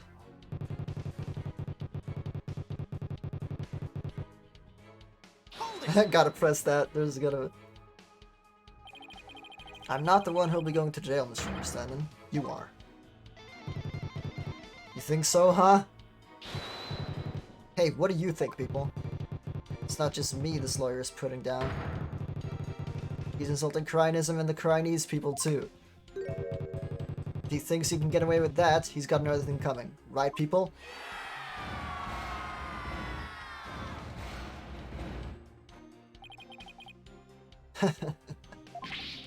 That's right. Disrespectful lawyers deserve to be removed post-haste.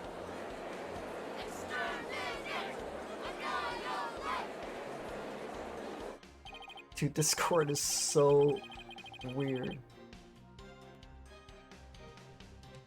Yikes, the gallery's getting really whipped up over this. You're going to jail, you, not me.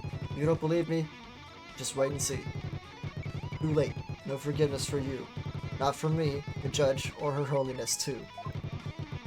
You'll rue the day you sit in front of this court. To the gallows, lawyer, you will report. This is it, my last chance.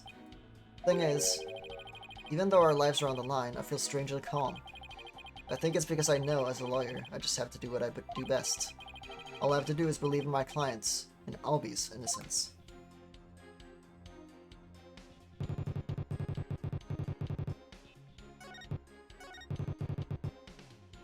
Hold it!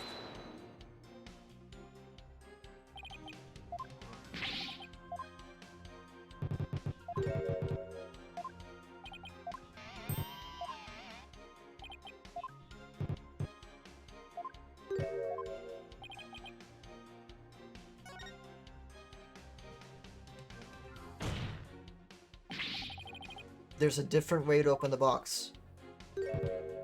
Huh? What are you talking about? There's a secret trick to opening it to protect its contents from being stolen.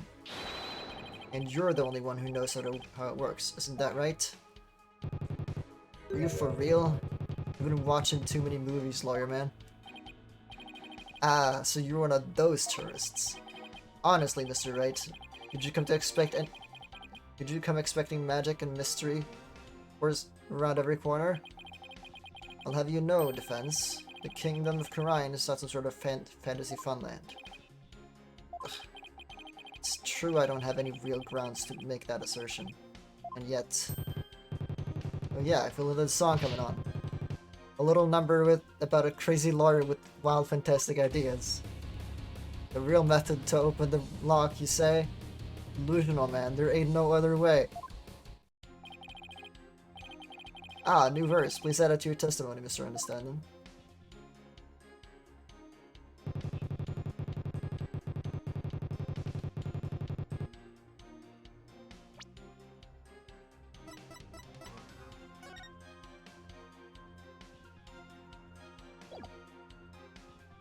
Objection!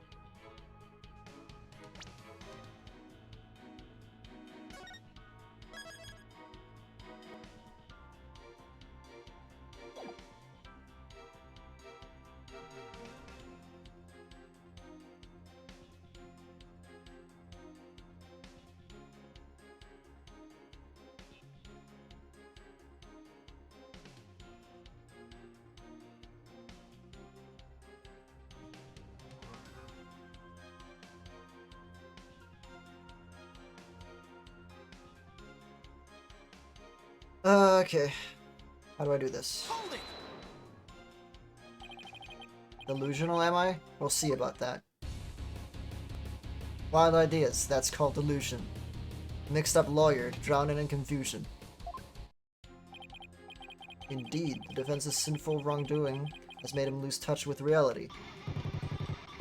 Let's hear it. What'll it be? For this sinner's flight or fancy? Nothing, because I'm not the delusional one.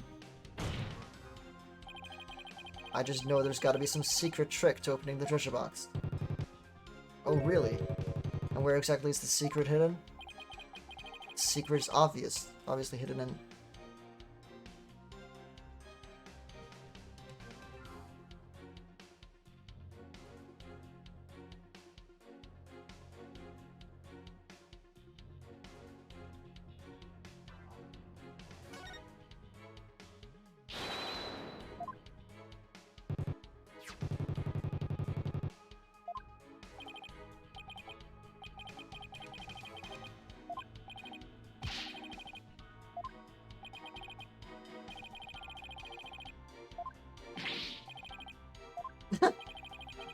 The carvings the accused snuck in to see, even though it's forbidden, I might add.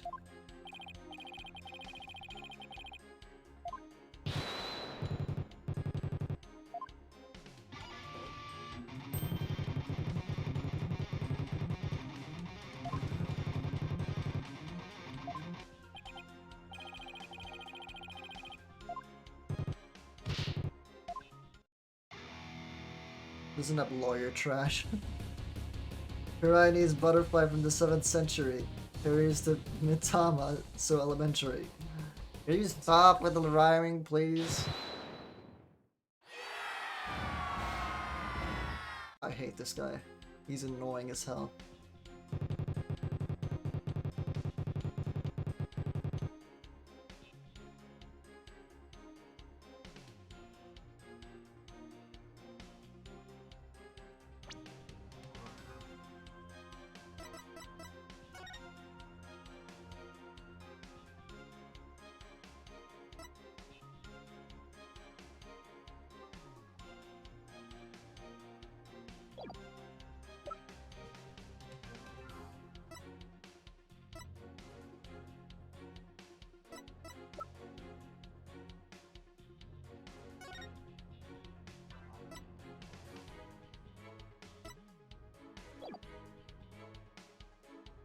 Objection! Oh my god, are you serious?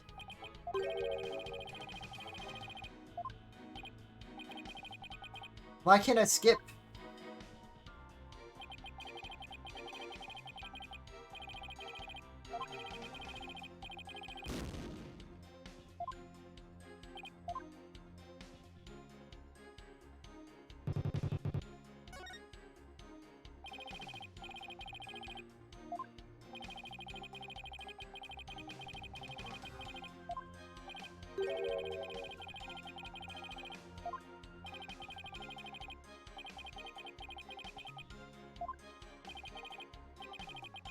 Buddy, aren't you a foreigner too?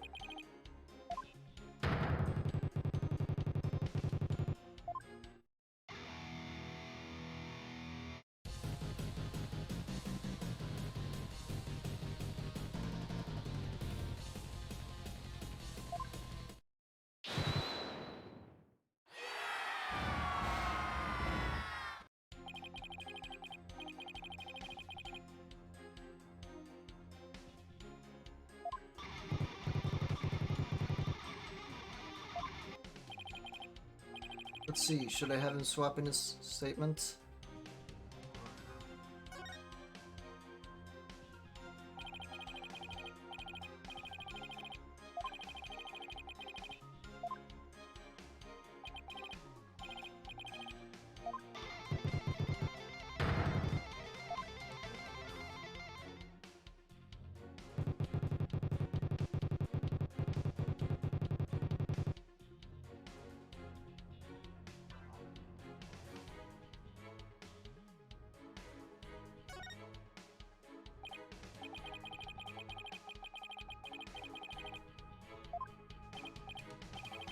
Oh my god, why can't I skip?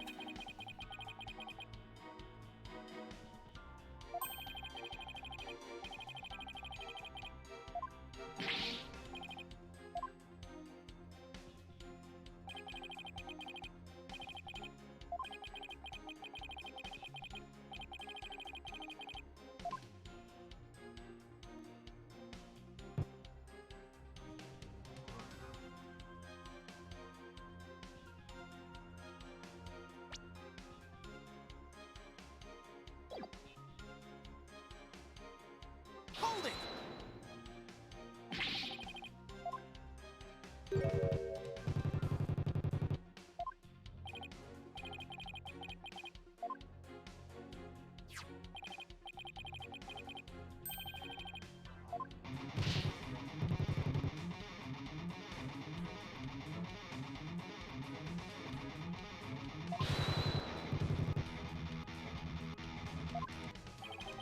Dude, he just held the E string. What the hell's wrong with this guy? He can't even play guitar. Just like any Magatama, this key is made of a translucent material. One look and it's pretty obvious it can't change shapes.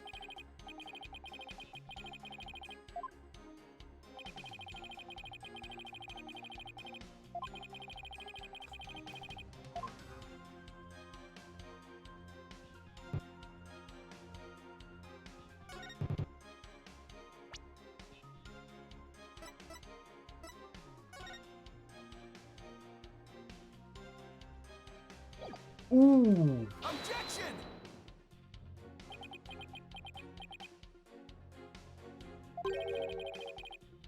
What? But that proves it! Oh my god.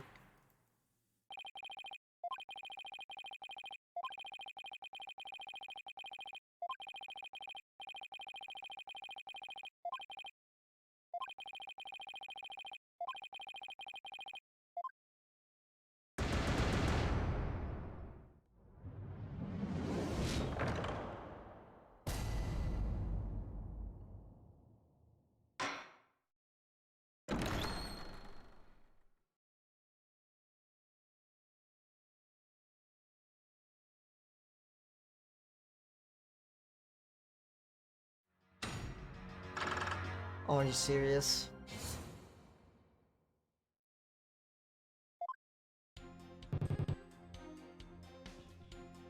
Are you serious? Hold it!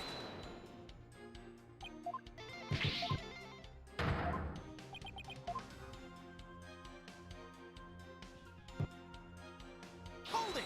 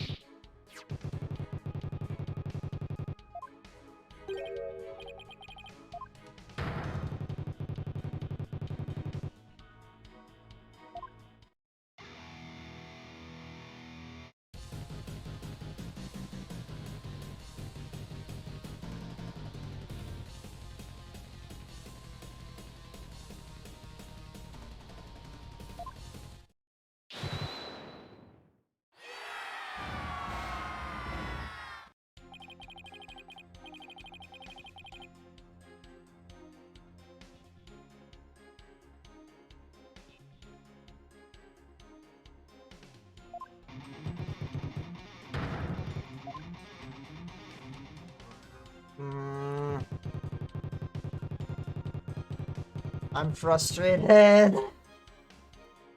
Okay. So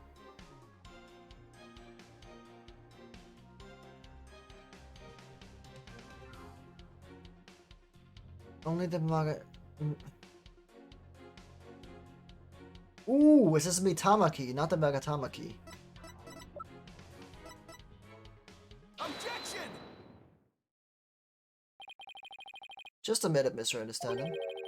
You just called your key the Mitamaki, didn't you? Ah! But did you originally say it's called the Magatamaki?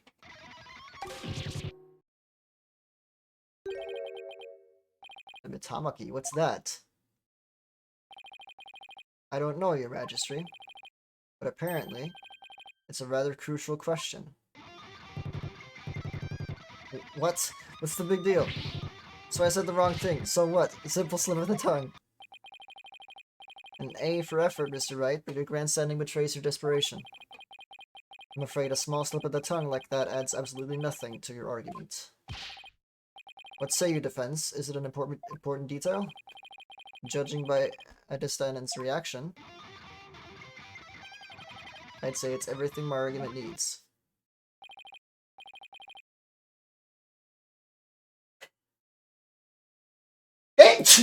Sorry.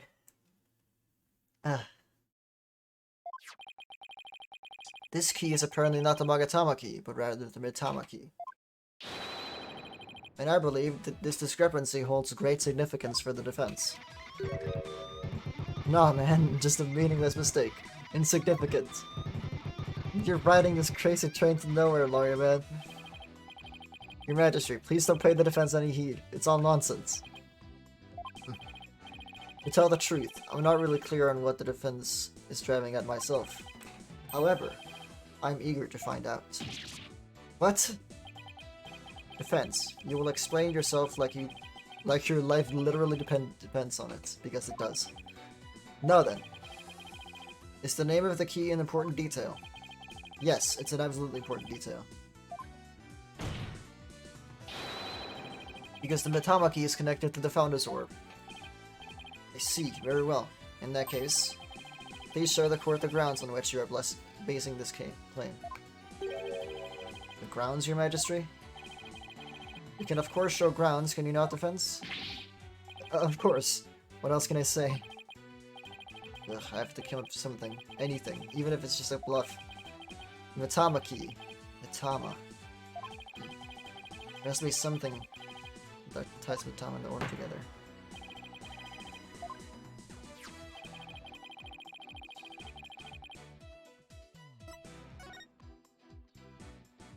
There it is. Take that! What's that? The Song of Ceremony? All this time, the answer was right there in front of me. It's right there, the Song of Ceremony performed during the Dance of Devotion. Your Majesty, the Song of Ceremony tells of the treasure of the founder of Koreanism. But hidden within its lyrics is a secret behind how to really open the treasure box. Oh. Holy mother!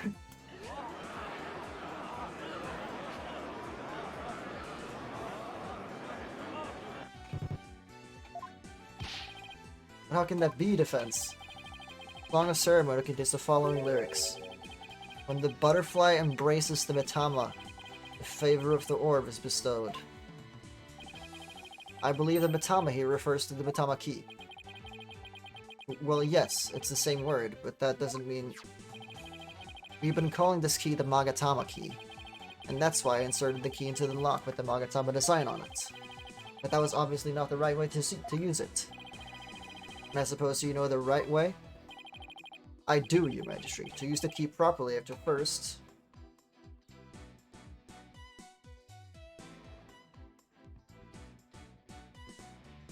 Vertically? Wait, so that would... Okay, so if you flip it horizontally... How would you flip it horizontally?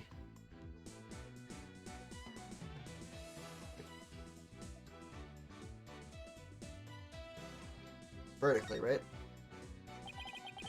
We turn the Magatama shape upside down like this. It becomes the Kuraini's symbol of the soul. In other words, Amitama. Oh my, you're absolutely right. But now what? What do you do with it? If it's too big to fit in the lock that way. Oh, I knew he was just bluffing. Bluffs and lies are the only tools of this trade after all. There must be some other place this key fits, but where? Let's see. What were the words to the Song of Ceremony again? When the butterfly embraces the Mitama, the favor of the orb is bestowed.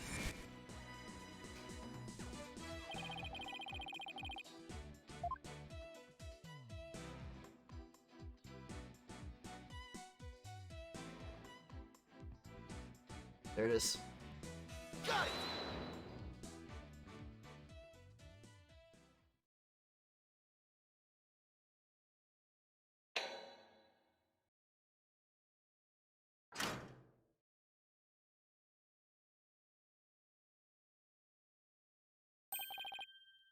My goodness!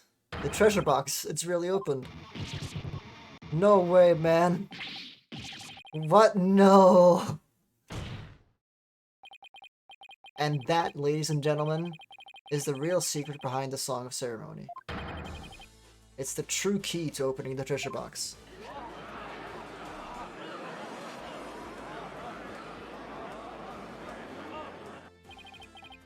It's all over, Mr. Payne.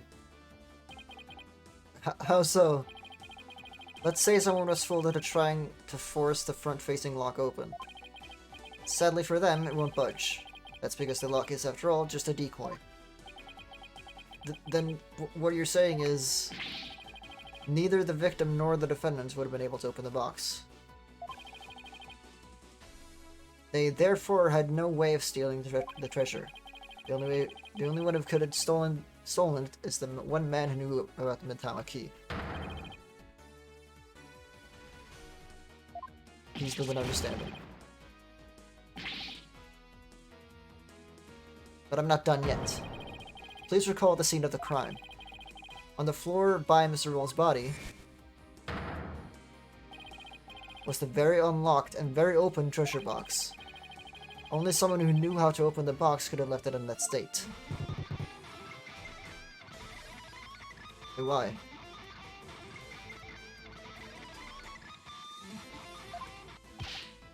And so, there can only be one true culprit. Admit it, Mr. Understanding. You're the one who killed Mr. Roll.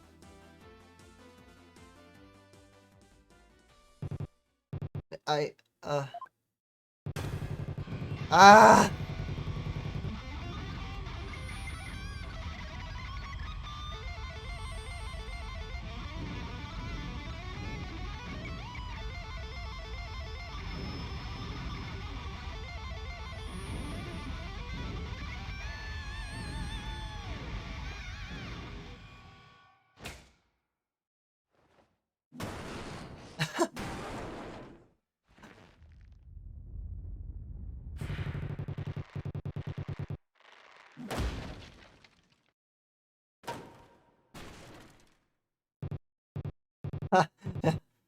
Huh? Cuckoo.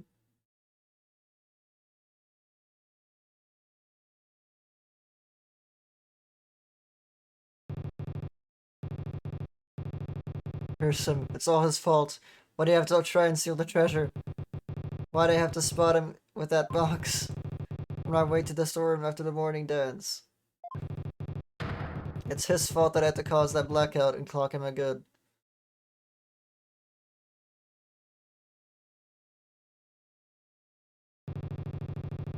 I couldn't let my secret go out. Nobody could know the treasure box was empty. I'd lose my position as head monk. Who knows what else they'd do to me. I couldn't let... I had to stop him.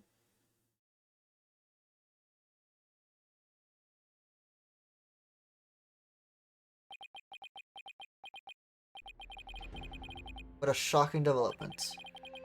I can scarcely believe it. Nothing like this has ever happened since the DC Act was enacted 23 years ago. No, my perfect, unblemished record. Destroyed. Incredible pain. Ruined. No!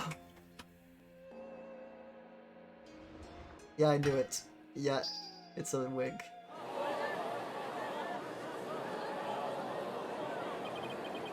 Did the lawyer really win? I can't believe it. No way. This can't be happening. Peace. I said peace. Honestly speaking, I'm just as shocked as everyone else.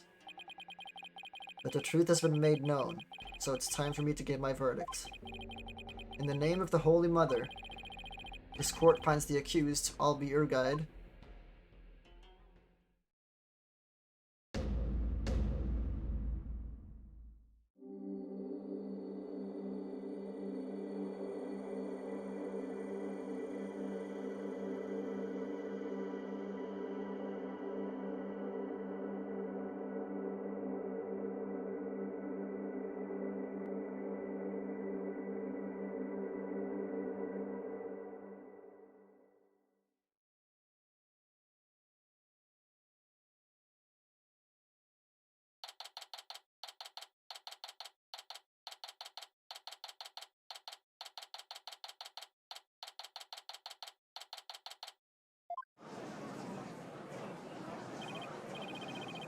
There's still quite a commotion. People in the gallery show no sign of clearing out. Can't believe it. Not guilty. I'm still in shock. Can you believe that guy? I can feel everybody's eyes on me. This can't be happening. It's impossible. The Holy Mother, preserve us. I've never been at a defendant lobby quite this uncomfortable. Mr. Wright. Oh, Albie. Thank you. Thank you so much for what you did for me. I'm just glad it turned out okay. It was touch and go there for a while. I'm really sorry, Mr. Wright. I had a really hard time trusting you at first. That's okay, Albie. I know how unpopular lawyers are in this country. But how did it ever get this way in the first place? Allow me to explain. At least, I wish I could explain. But I don't really know why. I never even questioned it before today. By the time I was born, all the lawyers were already gone. As far back as I can remember, verdicts have been based on her benevolence's insights. Right, Rafa, the royal priestess. Fuck her. I hate her so much. You would imply that the trials of this country are unfair? Do explain, outsider. How verdicts founded on truths imported by the very souls of the dead lack impartiality. For her part, I'm sure she really believes in what she says, but even with her benevolence's divination seances, lawyers are still necessary. Without proper defense, people could easily wind up receiving wrongful convictions. Mr. Wright. Shh. Huh? Don't say that so loud. People might still think you're a rebel. People might think you're a rebel. You could be arrested. A rebel? That's right. One of those people going against our queen and the court system. They call themselves the Defiant Dragons. And they're led by a scary guy named Dirk. They'll do anything to overthrow her eminence, even commit crimes.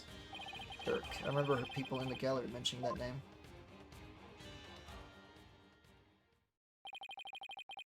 things you're saying sound a lot like the stuff they say. But you're not scary like that dirt guy. Pardon the intrusion. Ooh. You. Yeah, you.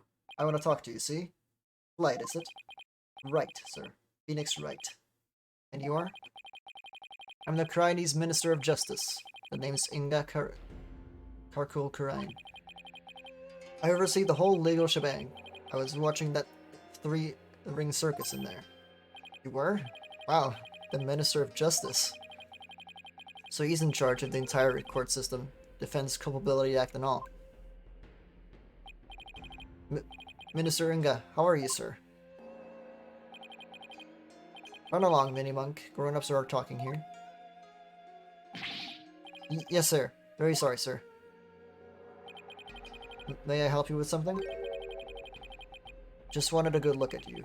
Guys like you aren't exactly a dime a dozen around here. Huh. Well then. He's eyeing me like I'm some kind of exotic creature in a cage.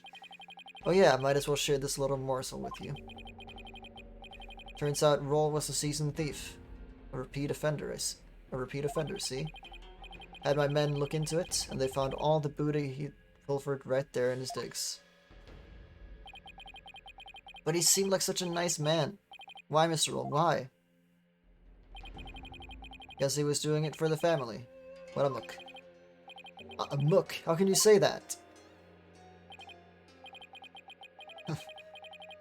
Guess that kind of sob story gets you common folk all misty-eyed, huh? Anyway, another thing. I had my men check out that Endistanen fella, too. He wasn't the one with the sticky fingers. It's the insurgents. What? They put the squeeze on our head monk, apparently. So he gave up the Founder's Orb and tried to keep it hush-hush. Wow, I see. Thank you for letting me know. Yeah, say, White. That was a cute little number you pulled in my courtroom today, wasn't it? First not guilty ruling in 23 years. You're making waves, see? Stirring the pot. Catch my drift? Oh, well, yikes, I'm in for it now. But thanks to that song and dance, we know our precious national treasure got nicked. So I'm gonna call it a wash and let it slide this time. But all I did was defend the accused. You do best to read between the lines here, chump. You're standing on thin ice. You get my drift? Even a dirty, no-good Nick punk knows how to catch his chips before the house steps in. Do us both a favor and keep an eye on the path you're walking down. You never know whose toes you might be stepping on. This ain't your turf, buddy. Never forget whose soil it is you're standing on. Dang. That's a threat and a half. Yikes. He was kind of scary, wasn't he? Yeah, well, no use worrying about it. We have more important things to think about. Such as when we can continue the sightseeing tour? Tour? Oh, anytime, sir. We still have plenty of time in Ms. Maya tour.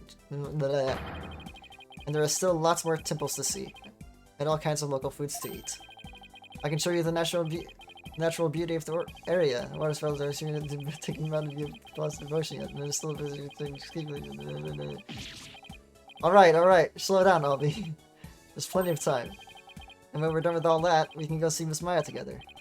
Yeah, you bet. Maya, I wonder how she's doing. Hope she's okay.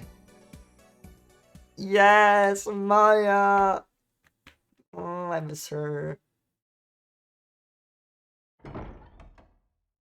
So, how about that not guilty, jerk? I heard.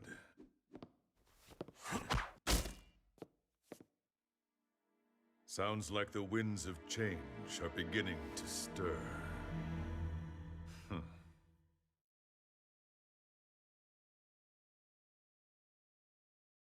That end? There could have been a more satisfying end to the freaking chapter.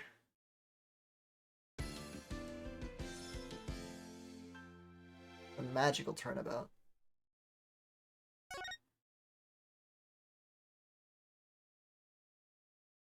Wait, so Apollo and Athena are not in this game at all? I guess not. That's interesting.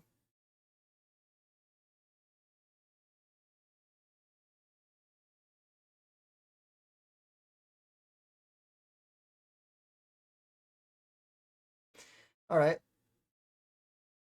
That was a good... That's actually a good time to stop, though. I want to continue so bad, but it'll have to be another time. So, actually, I need to go into options. Text skip.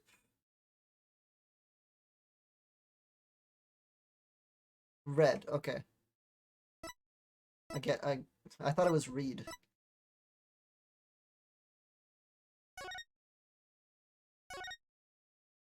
Okay, so that's it. I'm gonna save again just because I want the options to be saved. And that's it.